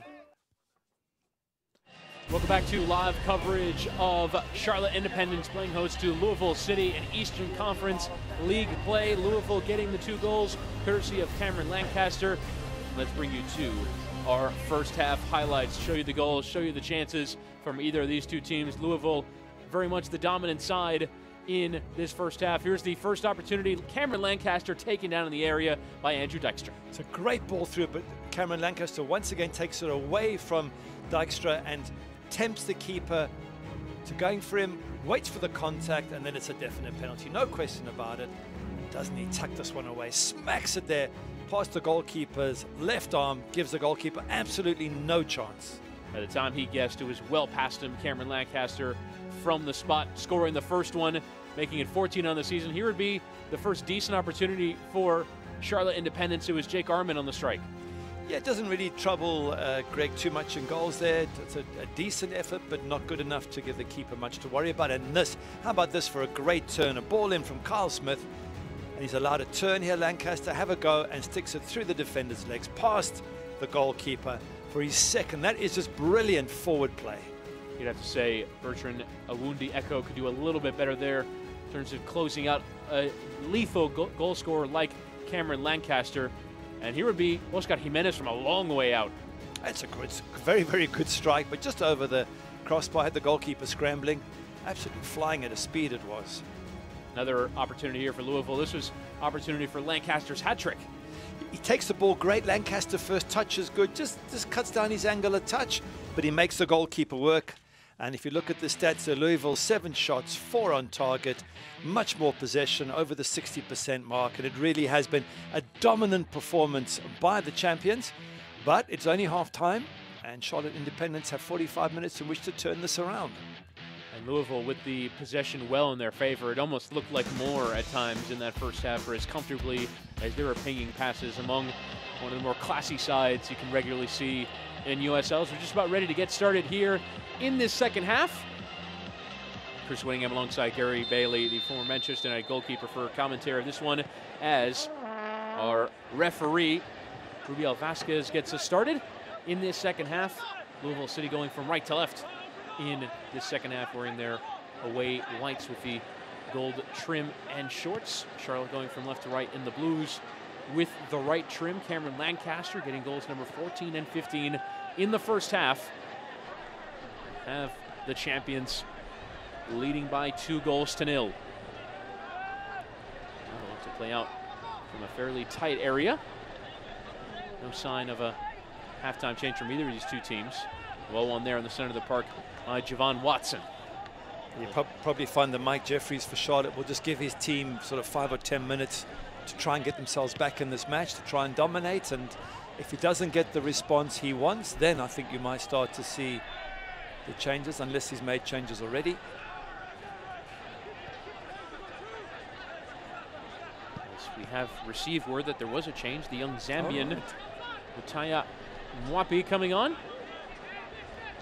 It's, I believe, Ekra who makes way. I'll confirm that change for you in just a second. Well, there you go already. Mike Jeffries making the one change, and I've no doubt he'll make more if he doesn't get the response from his team that he wants. Forgive me, it is Jake Arman who will come off. So, Utaya Mwapi, the 21-year-old Zambian who came to this country to play college soccer. As here's Ekra playing out this right-hand side to Joel Johnson. The cross is sent in. It's a decent one. Calvert to strike. Takes a deflection on the way through. Referee requesting that Caleb Calvert gets back up after he was appealing for a penalty. And it's a little shove there in the back of Lancaster from Javon Watson. The referee again waving play on. It was a lot farther away from that one. The challenge on Lancaster. I think it was the one in the box earlier that was the really crucial one. Was there contact as the ball was shot towards goal? The referee says no, and play goes on. Here's Mwapi, the substitute. Take it on to his left. Again, the intervention. Martinez. George. Much better start in the second half from Charlotte Independence. Johnson. And Mwapi trying to exchange there. Ian Ekra And Kevon George. Sam Vines. Young 18-year-old has done well to get up and down that left-hand side. The former member of the best 11 in the National Development Academy across this country, as ball is given away there by Awundi Echo. Regained by Charlotte. As you mentioned, a much brighter start from Charlotte. I'm sure the fans there at the grounds and watching on TV have had their spirits lifted. It's more positive. The substitutions already made a change for them in terms of attacking, and they've, here we go again, another chance. Oh, crosses again in towards Calvert.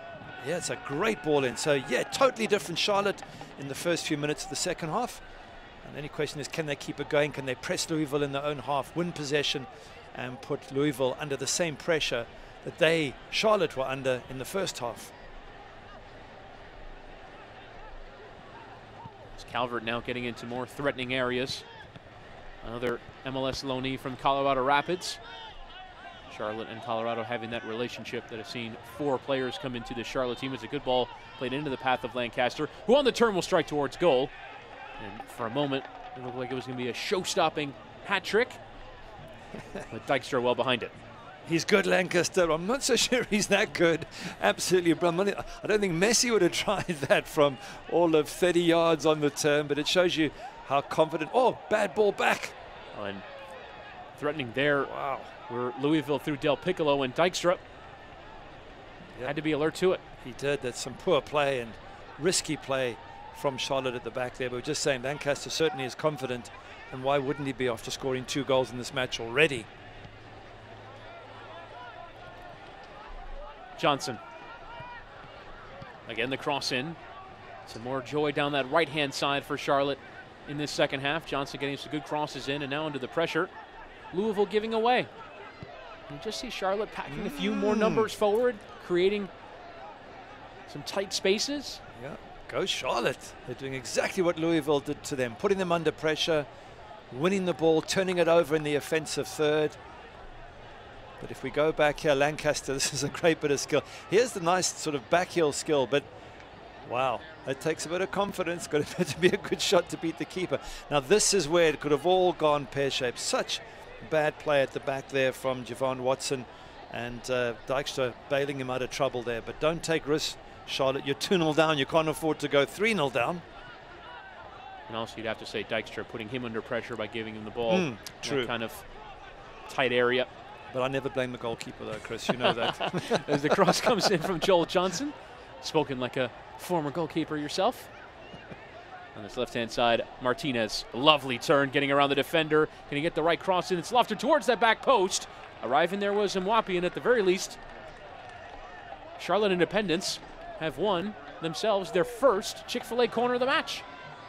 Well done, Mike Jeffries, firstly, the coach. We said his job at halftime was to turn it around, rattle a few cages, make some changes. He's done it, and what a different Charlotte we're seeing here in the second half. Got the hairdryer out as Mwapi sends the cross towards that back post, but not really finding anyone the closest to it. Bilal Duckett. Does everyone know what the hairdryer is, or shall I enlighten them? Because I actually experienced it from the great Sir Alex Ferguson. Is that true? Oh yeah. When he gets up that close to you and screams that hard at you, your hair goes back as if somebody is pointing a hairdryer at you, and it's absolutely true. This is going to reflect my ignorance. I thought it was an actual hairdryer. No. Chris, no. He just gets right up in front of your face, nose to nose, and screams at you. And that's how Alex Ferguson, it's part of his great skills at Manchester United. He could scream at you, and then a few minutes later he could put his arm around you and tell you what a great player you were and how he expected so much more from you. And that's why he's still, for me, the greatest manager of all time. Maybe Mike Jeffries stealing from the Sir Alex playbook there, because it does seem like the side has come out much more motivated. Pressure coming there from Mwapi, who's made a real contribution since coming on. As Ranjitsingh forced to just play it long. Didn't see too many of those long balls in the first half, and regardless, McCabe had drifted offside.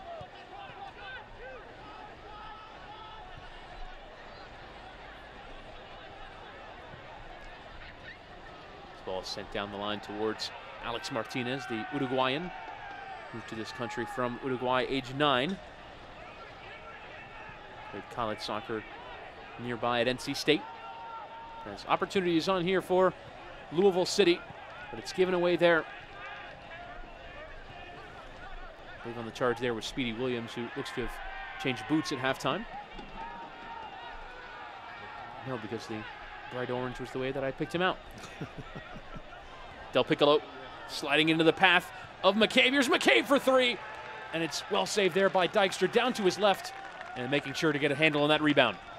But just when we're praising Charlotte for doing so well in this first sort of 10 minutes of the second half, they go and give away an opportunity like that, which could have ended this match for them. Louisville with a chance to make it 3-0, and Dykstra coming up with the save. That's a couple now. And again a giveaway there, and it's again by Watson. Opportunity for Lancaster's hat trick. Hits the bar. Still opportunity out for Del Piccolo. And it just goes blazing over. What an opportunity for Louisville City. Great strike there from Lancaster. Absolutely brilliant. And again, Charlotte allowing these opportunities in defense, and they're going to get punished, and nearly were on that particular occasion. There's the first save, that one from McCabe. Dykstra making the save, but have a look at this for a bit of skill. Bends it, hits the crossbar, and so close to his hat trick. And Louisville, just when you think that they're about to struggle in this match, they come bouncing back with 2 great chances. And again, Louisville flying forward. They've found the response to the response. Jimenez, short. McCabe poking through to the path of Lancaster, who gets the ball well. Can he find any space? He tries to play in Jimenez, but gives away to Ekra. Just puts it too far in front of Calvert. Have we had little 10 minutes of glory for Charlotte? Are we back to normal service resumed? Louisville in control, creating opportunities, and Charlotte losing possession when they go forward. I hope not, for Charlotte's sake. I hope we're going to see more of that first sort of 5 or 8 minutes of good play from Charlotte. But the way it's looking, looks like Louisville have got back into their stride. Sometimes it just takes a little bit of a counterpunch. Is well read there by Vines. Now the counterattack is on. The return ball just needed to be a bit better there for Martinez. Instead he gives away and plays in Louisville. The cross comes in from George Davis IV. It's ahead of the path of Lancaster. And it looked like the counter was on there if Martinez just finds the right ball. Yeah, and that's been the story of Charlotte. Their passing hasn't been that great. They've kept losing possession so often. Whereas Louisville, when they get on the ball, and they seem to hold that possession for much, much longer. Mwapi. Johnson.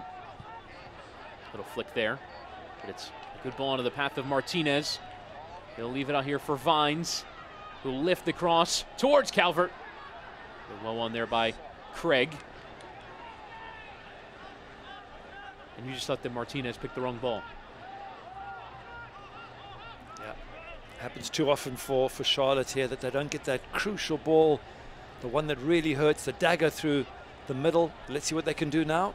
Vines again, 1v1, trying to work around the defender Kyle Smith, but unable to do so. And now he's got a long run back. Davis IV looking for his options. Sands, James Sands, the debutant. For Speedy Williams. We'll pair alongside Sands in the center of the park. Interesting shape tonight. It's looked like 4-2-3-1. It's the usual 3-4-3 from Louisville, or at least it was under James O'Connor, but things might be changing under John Hackworth. Jimenez likes to not slide in the run. Jimenez onto his right. He's a specialist with his left, and we've seen him strike with some power on his right foot, but that relatively easy in the end for Dykstra. Yeah, didn't quite connect it, did he? Got all excited, saw the goal open up, as we just confirmed Lancaster with the 2 goals, and nearly a third when he hit that crossbar. And a fourth in the first half as well. They had a chance towards the end of that first half. Del Piccolo. Speedy Williams, acres of space there for Davis IV, and good dummy there. Davis IV! Sails it high and wide of the goal, but there's lovely work there on the edge of the penalty area from Louisville City. And George Davis IV nearly flying forward from that right-hand side and making it 3. Del Piccolo with a fantastic bit of skill. Yeah, there's that one. You're going to make the goalkeeper work, and you had options in the middle of the box as well. So maybe not the best outcome there for Louisville.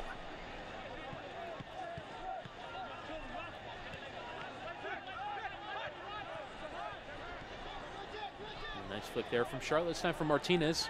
Space for Vines to run into, but sometimes it's run a little bit late. That's the slide to play it. Just wonder with a bit more experience, he sees that space in front of him and flies forward. It's a young man, still learning his trade. It's just too often that Charlotte give away possession when they get it. But good pressurizing from the team in blue. They've got the turnover. Let's see what they can do with it. Now the throw in.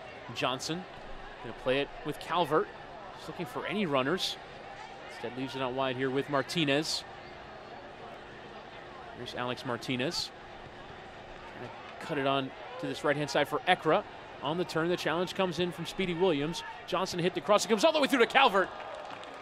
Got a decent strike on it on the volley, but sailing it over the bar. That's a good volley. Unlucky, just couldn't get over it, but snapshot, not easy at all. Very high level of skill. Ball comes in here, bounces, and then got to get over the ball. But certainly had the direction right. The power behind it was good, just a little bit too high. A few more chances for Charlotte in the second half, but also given away a few as well. And that would be the danger, just throwing numbers forward and trying to recover the advantage, or at least restore the score to 2-2.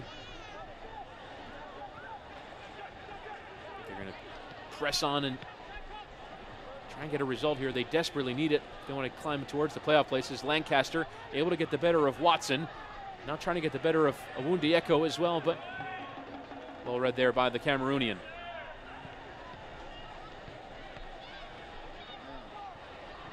When she comes to Smith.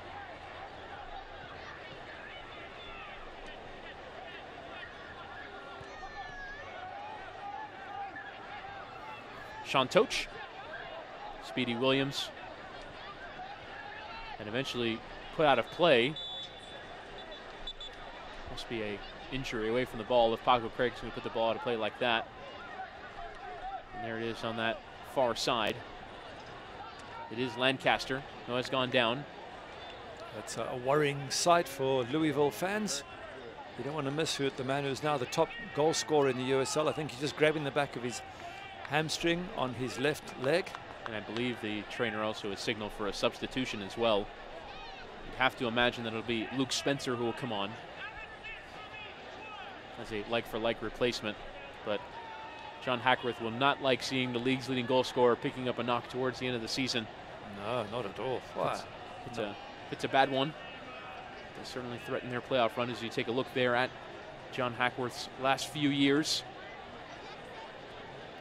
Started with USF at college level and then worked his way up to managing Philadelphia Union in Major League Soccer. The under-17 national coach actually twice, in the early to mid-2000s and then again over the last 4 years. Now getting back into club management, taking over here at Louisville. Oh, it's a very good club he's got, and with that man there, he's got himself a fantastic striker. Both goals, crossbar, another chance in the first half. So wrap him up in cotton wool is what I'd say. As it will be Luke Spencer who will come on. Spencer did start the last match as the center forward. Interesting to see his return back out onto the field was the man wearing the polo on the sidelines. There was a three-man triumvirate managing the squad, and it was Spencer who declined to play, while George Davis IV and Paulo Del Piccolo were kind of the field managers. Spencer standing off to the sideline, a 27-year-old in charge of a USL side. Got some good results, and they scored plenty of goals as well. Had a 4-game period where they scored 15. Wow. Well, good experience for him at 27, but more importantly for this game, you wonder whether Charlotte look at it and go, well, hang on a second, without Cameron Lancaster, do we really have a chance now? Because defensively, you don't have to worry about coming up a guy who seemed to be scoring for fun, and maybe you can take more risks at the back.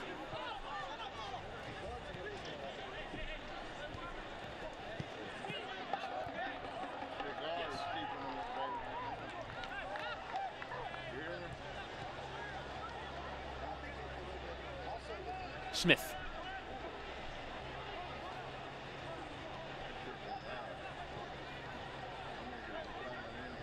And Louisville now will try and calmly see out the rest of roughly 30 minutes left to play. That's what they hope. If you're a Charlotte fan, you're thinking, oh no, we're not going to make it easy, and now your star striker's off. We're going to close you down. We're going to try and put you under pressure and get at least one goal back and make a game of this. And Martinez putting that pressure on and winning the ball, but just given away there by Bilal Duckett. And now some space down this left-hand side for Niall McCabe. McCabe on the edge of the area will send the cross in towards the substitute Spencer. Just try to leave it there for Davis the fourth. And Davis the fourth unable to keep it in play, and it will be a goal kick. You also wonder how much Cordell Cato and Eamon Zayed have to give on the bench. Those are the two goal scorers available to Mike Jeffries. Yeah, you would think that maybe in the next 5 to 10 minutes, another substitution would work well for Charlotte. They've got to get themselves back in the match. You don't want to leave it all to the last 10 minutes. So we're going to ramp up and take a few more chances at the back. And as I say, the fact that Lancaster's come off, I'd be tempted to push one or two defensive midfielders up and say, you know what, defenders, you haven't got to worry about Lancaster anymore. We're going to push players up, and we're going to have a go at their back four instead. Poor giveaway there from Ian Ekra. Now the ball is into the path of Spencer. The flag has stayed down. Luke Spencer for three through the keeper's legs. And with Louisville's third goal, might just have sealed the 3 points for the champions. They lead by 3-0 away from Charlotte. Great finish from Luke Spencer. Disaster for Charlotte there. Just as we were saying, they should be able to mark this man. He's not Lancaster. He pops up, scores the goal that basically finishes off this match. What a great substitution, and what great depth Louisville has. And poor defending. One pass from there splits 3 blue shirts with 1 Louisville shirt. That is very poor defending, Charlotte, and it's blown any chances they had of getting back into this match. Did seem there, I was just about to note that it looked like Charlotte was playing more like a back three, and you just wonder if with a different shape and a different defensive line that they didn't get their offside trap right, and Luke Spencer able to break it in the judgment of the referee and slots away his second goal of the season. Well, I'd always say 3 defenders should be able to mark 1 striker. If you can't do that, then you do have problems defensively. So huge disappointment there for Charlotte fans. A little glimmer of hope when Lancaster went off has been extinguished, and now to get themselves back in this match against the super talented Louisville side, well, it's going to take a near miracle, I would guess. And the aggregate scoreline between these two teams through 155 minutes of play and change is Louisville 7, Charlotte 1. With Louisville winning the meeting about a month ago, exactly a month ago, at Slugger Field in Louisville by 4-1. Yeah, tough times for Charlotte. 2 seasons where they do so well, finishing 5th under Mike Jeffries, and now here they are way off their 8th place, and now the upcoming games become absolutely crucial. This was crucial today, and now it just makes the next few games a case of winning literally 4 out of 5 to get themselves back in the top 8. So they can pick themselves up, Charlotte, and certainly they can give us a little bit more excitement in these last 25 minutes and give us the belief that they can do that. Charlotte were going to need to win some home matches if they wanted to catch the teams above them in the Eastern Conference. And now looks like they'll be on 1 win from 14. 1 win from 13 coming in that period. 1 win, 6 draws, 6 losses. Which are a good start to the season. And just before this poor run of form, its entire stretch of the season, but they had won 4 straight before embarking on what's been a difficult stretch of their season. Tonight, you'd have to say, in fairness to them, without Jorge Herrera and Cordell Cato yet to come on, that's 18 of their goals between the two of them. And at times, particularly in the first half. Second half, there was a response and there was a period of play where it looked like they were getting back into the game, but in the first half, couldn't get anywhere near Louisville. And now, opportunity on for Louisville City. Del Piccolo and Speedy Williams straight in the back of Oundi Echo. Louisville as well getting some good news from around USL as they try and climb up the Eastern Conference table. Currently in third, and just confirming now, Pittsburgh Riverhounds dropped 2 points at home to Tampa Bay Rowdies. Considering their defensive record, Tampa doing very well to get the goal after Pittsburgh took the lead at home. Led by a goal to nil, Tampa scoring through Junior Flemings. Here's Speedy Williams again. And the cross comes in, but never really threatening from Kyle Smith. So in the live table right now, Louisville in third, 2 points off of Pittsburgh Riverhounds with a game in hand. Go right back up towards the top of that table. Yeah, looking good, Louisville. It's been a fantastic day out for them. You're just mentioning that it's tough for Charlotte losing or not having some of their main strikers, such as Jorge Herrera. But it's not a case that they've created a lot of chances and not finished them off. They haven't even created the chances, Charlotte. And even if they had Herrera there, if he doesn't get chances, he can't score. So that first half would be more concerning if I was Mike Jeffries. At home, lack of possession, lack of creative opportunities. Yes, they had 10 minutes at the start of the second half where we got super excited for Charlotte, and that all faded away. And they certainly have to have more opportunities on goal, and I'm not so sure that Greg Ranjitsingh has had anything to do in this match. And that's not good enough when you're playing at home. So certainly work for Mike Jeffries and the team to do on the training pitch in the weeks ahead.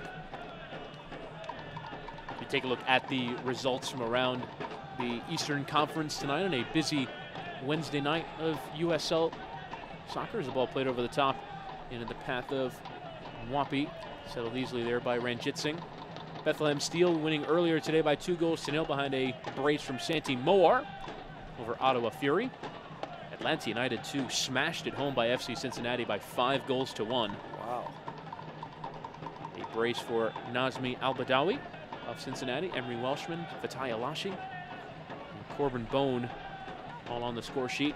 Indy 11 just trying to see out now a 3-2 win over Toronto FC 2. Goals right now through Spies, McInerney, and Mares. And then just confirmed Pittsburgh 1, Tampa 1 full time as Del Piccolo goes down under the challenge. That'll be a free kick in a dangerous area, and it should be a yellow. Doesn't look like it. The referee will keep his yellow in his pocket against Kevon George. And it will be a free kick here in a dangerous area. Yeah, let's have a look again. Kevon George doesn't really get the ball, does he? I don't think it was a nasty one. Maybe that's why the referee hasn't given the yellow. But certainly a free kick, and as you say, in a very dangerous position as we see a change here with Francis coming on for Louisville. But it's in a dangerous position and a chance to make Dykstra work. And it will be Niall McCabe who will come off. Entering the game is number 21, Sean Francis. And it is Sean Francis, the longtime MLS veteran. Another Jamaican coming onto the pitch. 15 caps for his national side, including in a few friendlies earlier this year. He'll slot in that same wide left position.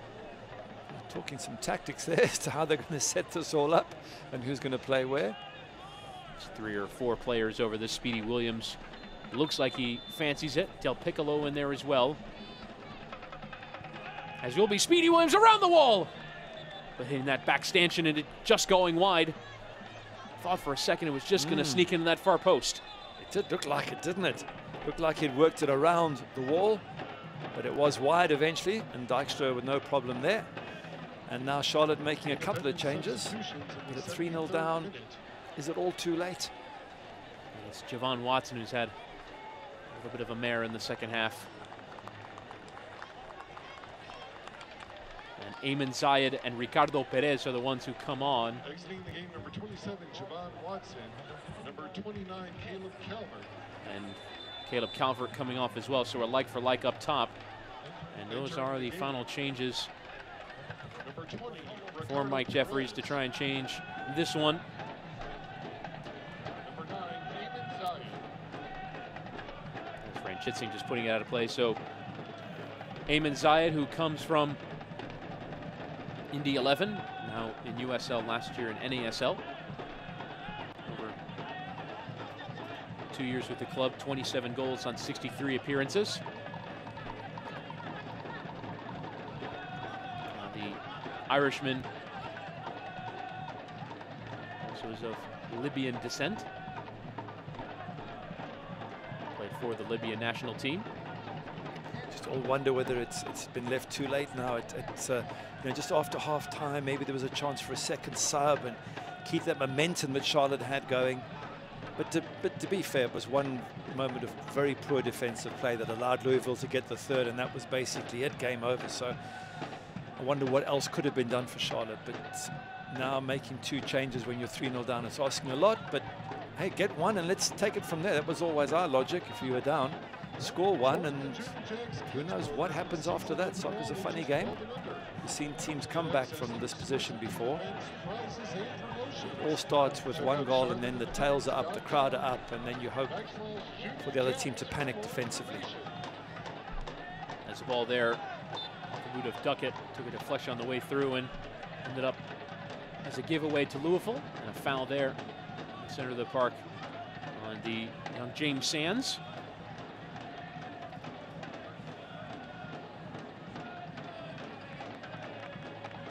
Louisville just taking a bit of a break at the moment and a breather.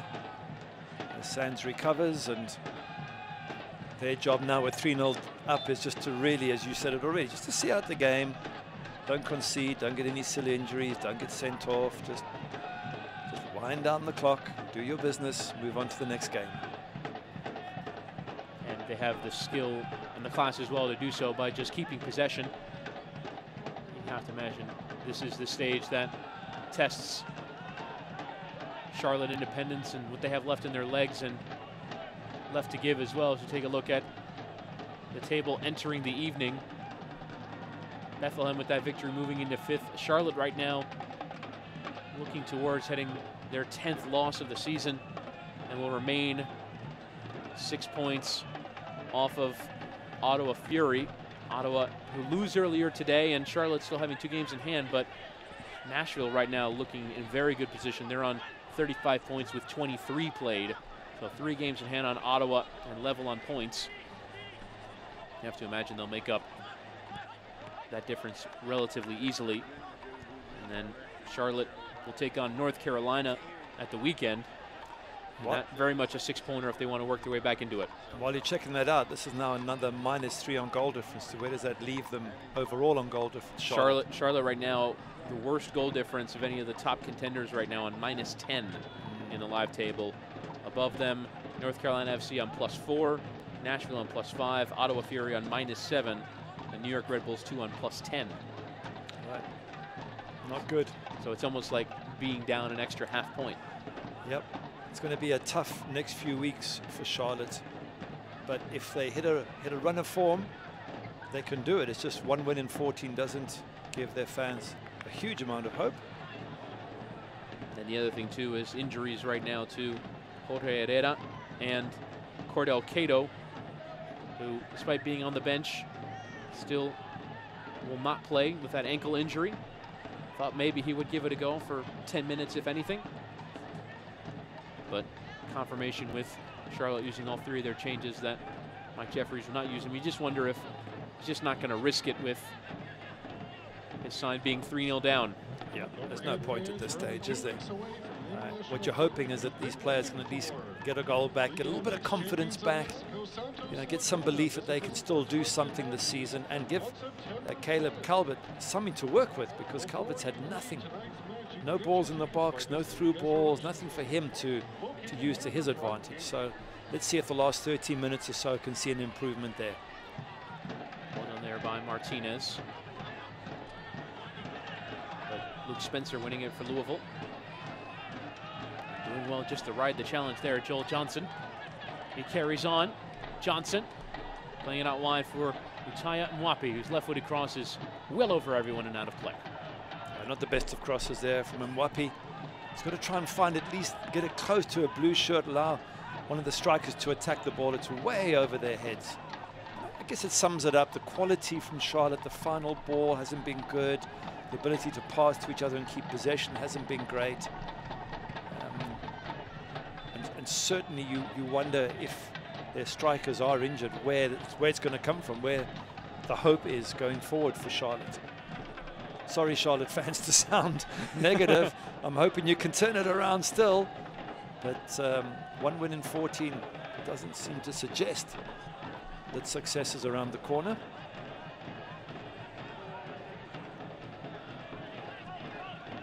We'll still have 9 matches left to play to turn this around. It's getting towards the end of the season that you're running out of games and points available.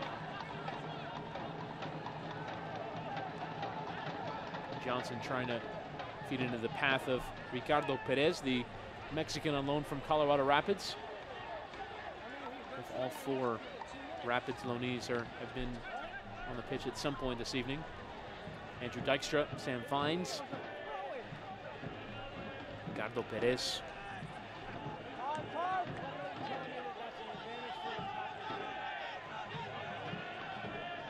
Another MLS loanee and Bertrand will be Echo as well. Caleb Calvert, the other Colorado loanee. This is a keep ball, a possession game at the moment for Louisville. They don't have to do anything, they just have to keep possession. It's up to Charlotte to come and win it back and do something with it.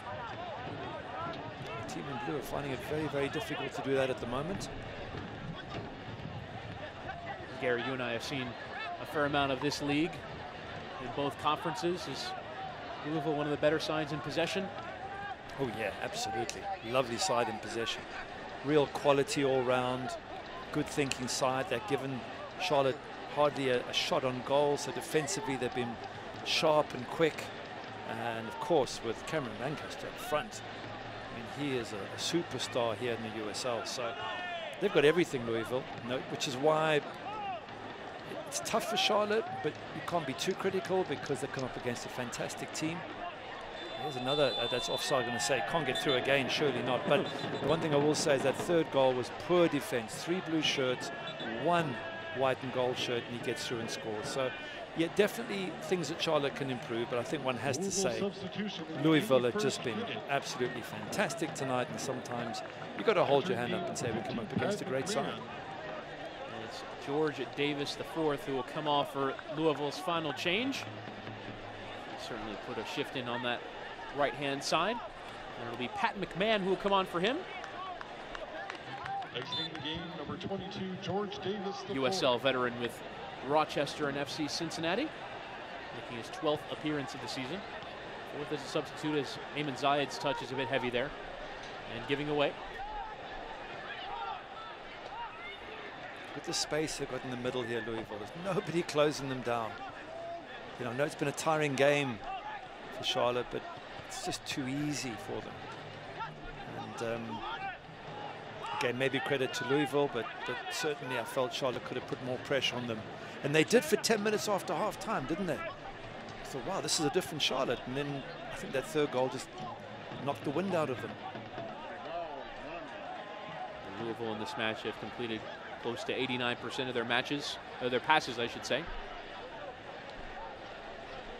572 attempted by Louisville on the evening. You can see in possession the difference. James Sands trying to send the ball long for Jimenez, but dealt with there by Duckett. And now Mwapi. Zayed, and his fellow substitute Perez. Martinez on multiple turns towards that byline, digs out the cross towards Zayed, but cut out well there in the middle as the Shot comes in from Ekra. Able to find its way through that Louisville defense.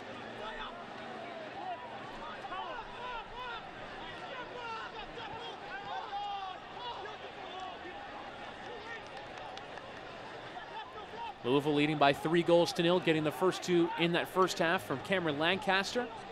Will eventually went off injured, which will certainly be of concern to John Hackworth, who is already thin of squad, telling us in our call this week that in his first match in charge, he had 3 outfield players available to him, and that's just a frustration tug at the shirt there from Joel Johnson. You'd imagine that's straight away into the book. Should be. It's not allowed. You can't pull someone back that blatantly and that obviously, but it is frustration. But you're just saying about Cameron Lancaster going off. Luke Spencer comes on, and within a few minutes he scores. So I guess John Hackworth has some positives there, that he has strength in depth, and he can bring on strikers who can score goals. Spencer with another opportunity, it looked like there. And Dykstra wanted the ball to run to him so he can pick it up in his area, but forced to just play it out and gave it away in the end to Jimenez. Takes a nice touch. The challenge comes in from Bettis. An opportunity on here for Mwapi to use his pace, feed in the run of Eamon Zayed, but too much strength on that ball. But it does run out of play for a Charlotte throw in the Louisville half. Is there time for something for Charlotte, just to get a goal on the board, just to give themselves a little bit of confidence, give their fans something to shout about? We just haven't seen quality in that box. Again, just a few minutes ago, Louisville were out wide on the left. The cross wasn't a good one, the shot wasn't a good one, and then the whole thing fizzled out. So let's see what they can do here. As the cross is dug out. Dealt with by Louisville. You see tired legs from both of these teams who drift towards these final 5 minutes. Hot summer's evening in the Carolinas. Mwapi. He's playing the run here of Bettis. Return for the Zambian. Mwapi trying to play the cross. Comes off of Speedy Williams and out for a Chick-fil-A corner. That's better at least from Charlotte, you know, probing, pushing, getting a set-piece corner. It's something to work towards. And it's taken away from goal. Joel Johnson trying to send the cross and have another bite at the cherry. He'll have to play it short instead. And Martinez will chip one in with his left. No, blue shirt unable to get on the end of that one, and now Del Piccolo will look to counter, but it wasn't the right ball. We're throwing for Charlotte Independence. Yeah, it was a tired ball from Piccolo there. Del Piccolo. It was, the legs are gone. he just was trying to get rid of it to somebody else. But to be fair, there's only 5 minutes left, and Louisville are coasting at this stage. They don't need to put in any extra effort. They just need to see the game out. There's a bad ball there from Charlotte. So again, it's just that final quality, yeah, hands up. But wow, frustrating for those Charlotte fans watching on TV. They wanted more from their team in such a crucial match tonight. It just hasn't come. We can only hope it comes in those matches that are coming up against teams that are all around them in that league table. There's the challenge coming in there from Mwapi, and eventually a free kick. See the frustration there of Del Piccolo with a few choice words. The tackle snapping in towards the captain. Yeah, I think he's sort of saying, hey, the match is over, guys. Give me a break. It's 3-0. There's minutes left. Why the hell are you kicking the lumps out of me? Please don't injure me with 3 minutes left to play. Of course, for Charlotte, it's different. You want to get a goal back. You want to get something to hang on to. Now the ball into the path of Spencer. He worked his way around the defender, just about did so on his left. He is on his brace, but unable to bend it in towards that far post. Wow, would have been a good goal if he did. Fantastic turn there. Wonderful idea, but it has to be an unbelievable strike to beat the keeper from that angle and that distance. And as you mentioned, depth of squad, that center forward position. You're fortunate enough to have one proven goal scorer in this league, and it seems like Louisville have 2, with Lancaster, who actually coming into this season not been as clinical of a scorer. 4 goals in his first season with Louisville, 5 in his second, and now 15 in his third. What is he now? Is he 26 years of age? I think maybe it's just a case of maturing. Sure. You know, as you start, I think strikers, their best years normally, unless you're Mbappe, your best year, or Messi, your best years are sort of around this stage, 26 to 29, 30. You've figured things out. You've still got great acceleration and fitness, but you've figured out how defenders work, how to lose them. You know, you've twisted and turned. So maybe Lancaster's just coming into that period now where he's got a peak performance for the next 3-4 years, which is why I wouldn't be surprised if Louisville didn't manage to hold on to him, because he's that good a striker. But as happened with Dane Kelly last year, who led USL in scoring with Reno, the MLS sides will come calling. Although it was DC United who picked him up. They only went and replaced him with Wayne Rooney. He was known for knocking 40-yard balls in the final minute of games. As talk about great goals. As Luke Spencer, that was an ugly challenge. It falls for Speedy Williams here, who I think has lost his power as well. I think 40 might be conservative for that ball from Wayne Rooney. It was a halfway line, wasn't it? All the way into the 6-yard box. Unbelievable pass that was. Lit up one of the MLS originals in DC United. It's only the signature club of Major League Soccer. Went through a little bit of a down period. Now 9 points from 9, back into the playoff race.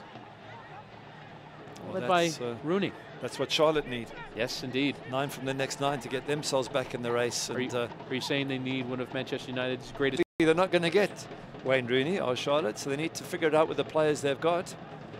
But they do need to win, I would guess, 3 of their next 4 to give themselves a really good chance of making this top 8 again. Oh, and another challenge coming in. We talked earlier about the late challenges coming in from Charlotte in frustration against the Louisville players. Greg Ranjitsing, the latest target of it, and I believe going into the book there is Mutaya Mwapi. Just leaving it a little late there on the goalkeeper Ranjitsing. Yeah, frustration for Charlotte, and I can fully understand it. I'm frustrated for them and their fans as well. They just didn't put up a performance tonight. We had 10 minutes just after half-time where there was a glimmer of hope, but it really has been a masterclass from Louisville tonight. Coming down this left-hand side is Francis.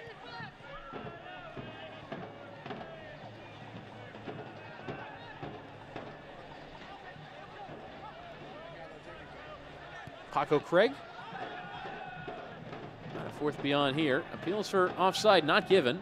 Because again, that line of 4 back for Charlotte is able to find their offside trap. Sean Francis with the header off. As we take a look at the challenges that have come in here, is a late one on Ranjitsing. That's a nasty one. Well, that is a nasty one. I don't think he meant it to be nasty, but look how his knee. There's another one as well. Wow, there's a couple there that certainly the one on the goalkeeper could very easily have been a red.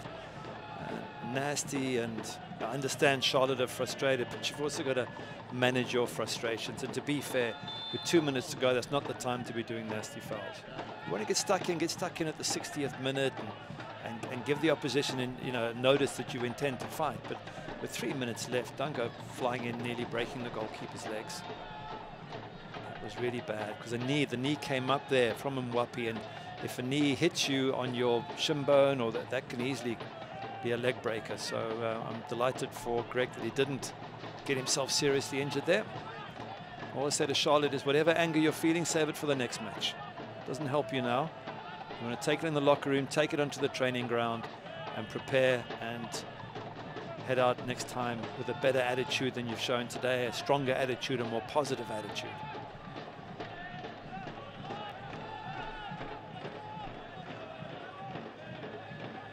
It does seem very obviously like that sense of frustration has kicked in. It's just when the nasty challenges start coming in. As Eamon Zaya tries to take it down. Spray it out to this left-hand side. Here's Sam Vines.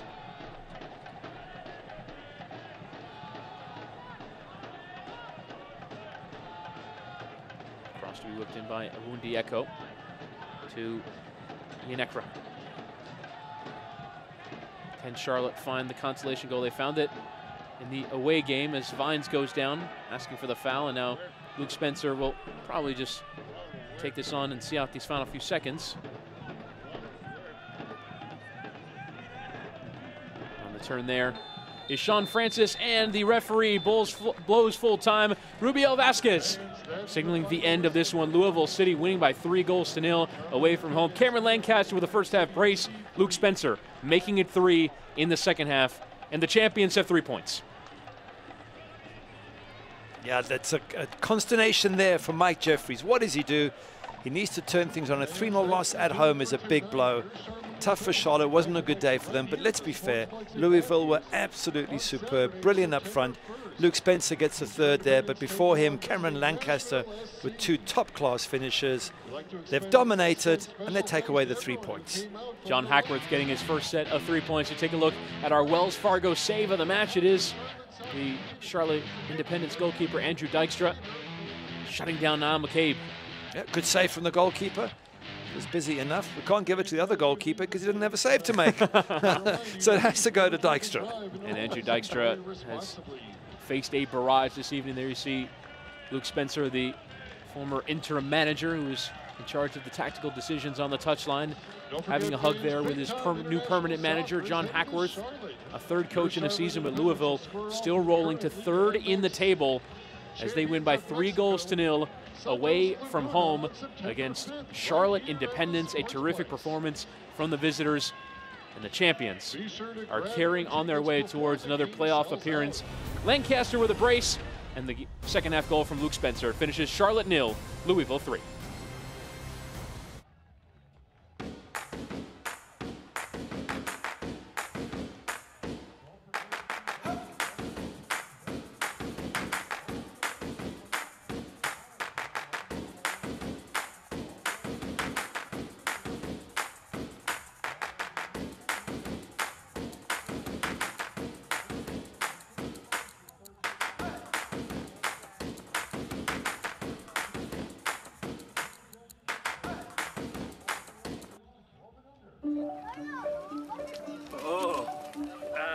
I don't have my wallet, so.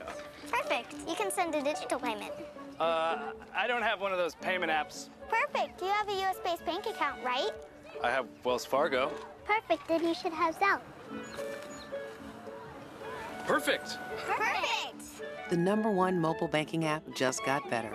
Does your coach use Zelle too? Of course. Another way we're building better every day.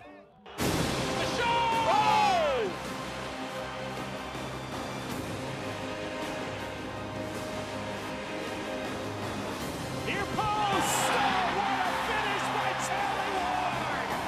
Jesus Enriquez does it again! Great save by Stryko! Oh!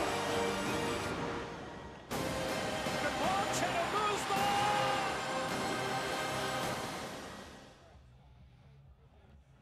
Rounding up a Charlotte Independence 3-0 loss at home to the champions Louisville City, who turned in a terrific performance tonight away from home, picking up another set of 3 points and moving to 3rd in the Eastern Conference table. Chris Whittingham, Gary Bailey rounding things out here, and let's show you the full-time highlights. And we start with the opening goal, Cameron Lancaster poking it around the keeper and earning the penalty. Yeah, and you're right, he earns the penalty, takes it away from Dykstra just there, and lures the keeper into the tackle. Definitely a penalty, no question. Have a look at it again, just takes it away from the keeper there. And he not only does that, but he tucks away the penalty superbly to the keeper's left, hard, high, doesn't give Dykstra any chance. 1-0 there to Louisville. And Cameron Lancaster, that'll be his 4th of the season. One of the better chances for Charlotte off the free kick, off the boot of Jake Arman. It doesn't really trouble the goalkeeper and Jetsing that much, does it? But at least it was a shot on target. And now here would be the second for Louisville. Lancaster on the turn. Allowed to turn too easily. It was a good ball in from Carl Smith. Great turn from Lancaster there. Enough power to beat the keeper. But defensively, Charlotte just giving Lancaster too much time to turn. What a good finisher this man is, Lancaster. And there, nearly gets his hat-trick. What a strike that was. Absolutely top class. It's a lovely ball there from Davis, the 4th. Lancaster, first time, thought he was going to peel away and celebrate his hat trick, but instead it hits the bar. He would come off injured, but Louisville would still go and grab another through Luke Spencer. Yeah, too easy there. Luke Spencer on his own. 3 blue shirts around him. 1 ball beats all 3 of them, but what a good finish from Spencer. Takes it, waits for the keeper, slots it through the keeper's legs. That would be 3-0 in favor of Louisville, and Charlotte would not have too much in the way of chances to try and respond as we look at the full-time stats. Shots more than double in favor of Louisville City. Yeah, and bear in mind, Charlotte are at home as well, so you expect them to have more. Not good enough from Charlotte, but at the same time, maybe we're not giving Louisville enough credit. They were absolutely stunning tonight, different class. Charlotte need to pick themselves up, and now they need to go on a run of wins because they desperately need the points to get into the top 8. And Louisville right now moving into 3rd. Charlotte staying in 11th, 6 points off of Ottawa Fury in 8th with 2 games in hand, but they'll have to chase Nashville SC and North Carolina FC as well. But it's a profitable night for Louisville City, who win for the first time under their new manager, Sean Hackworth. Coming up next for Charlotte Independence, they're back on the road, but it's only a few hours drive away to North Carolina FC in Cary. But it's the champions who win by 3 goals to 0 away from home. Charlotte Independence have won just once in their last 14 matches. For Gary Bailey, I'm Chris Whittingham. This copyrighted telecast of the United Soccer League may not be retransmitted, rebroadcast, or reproduced without the express written consent of the United Soccer League.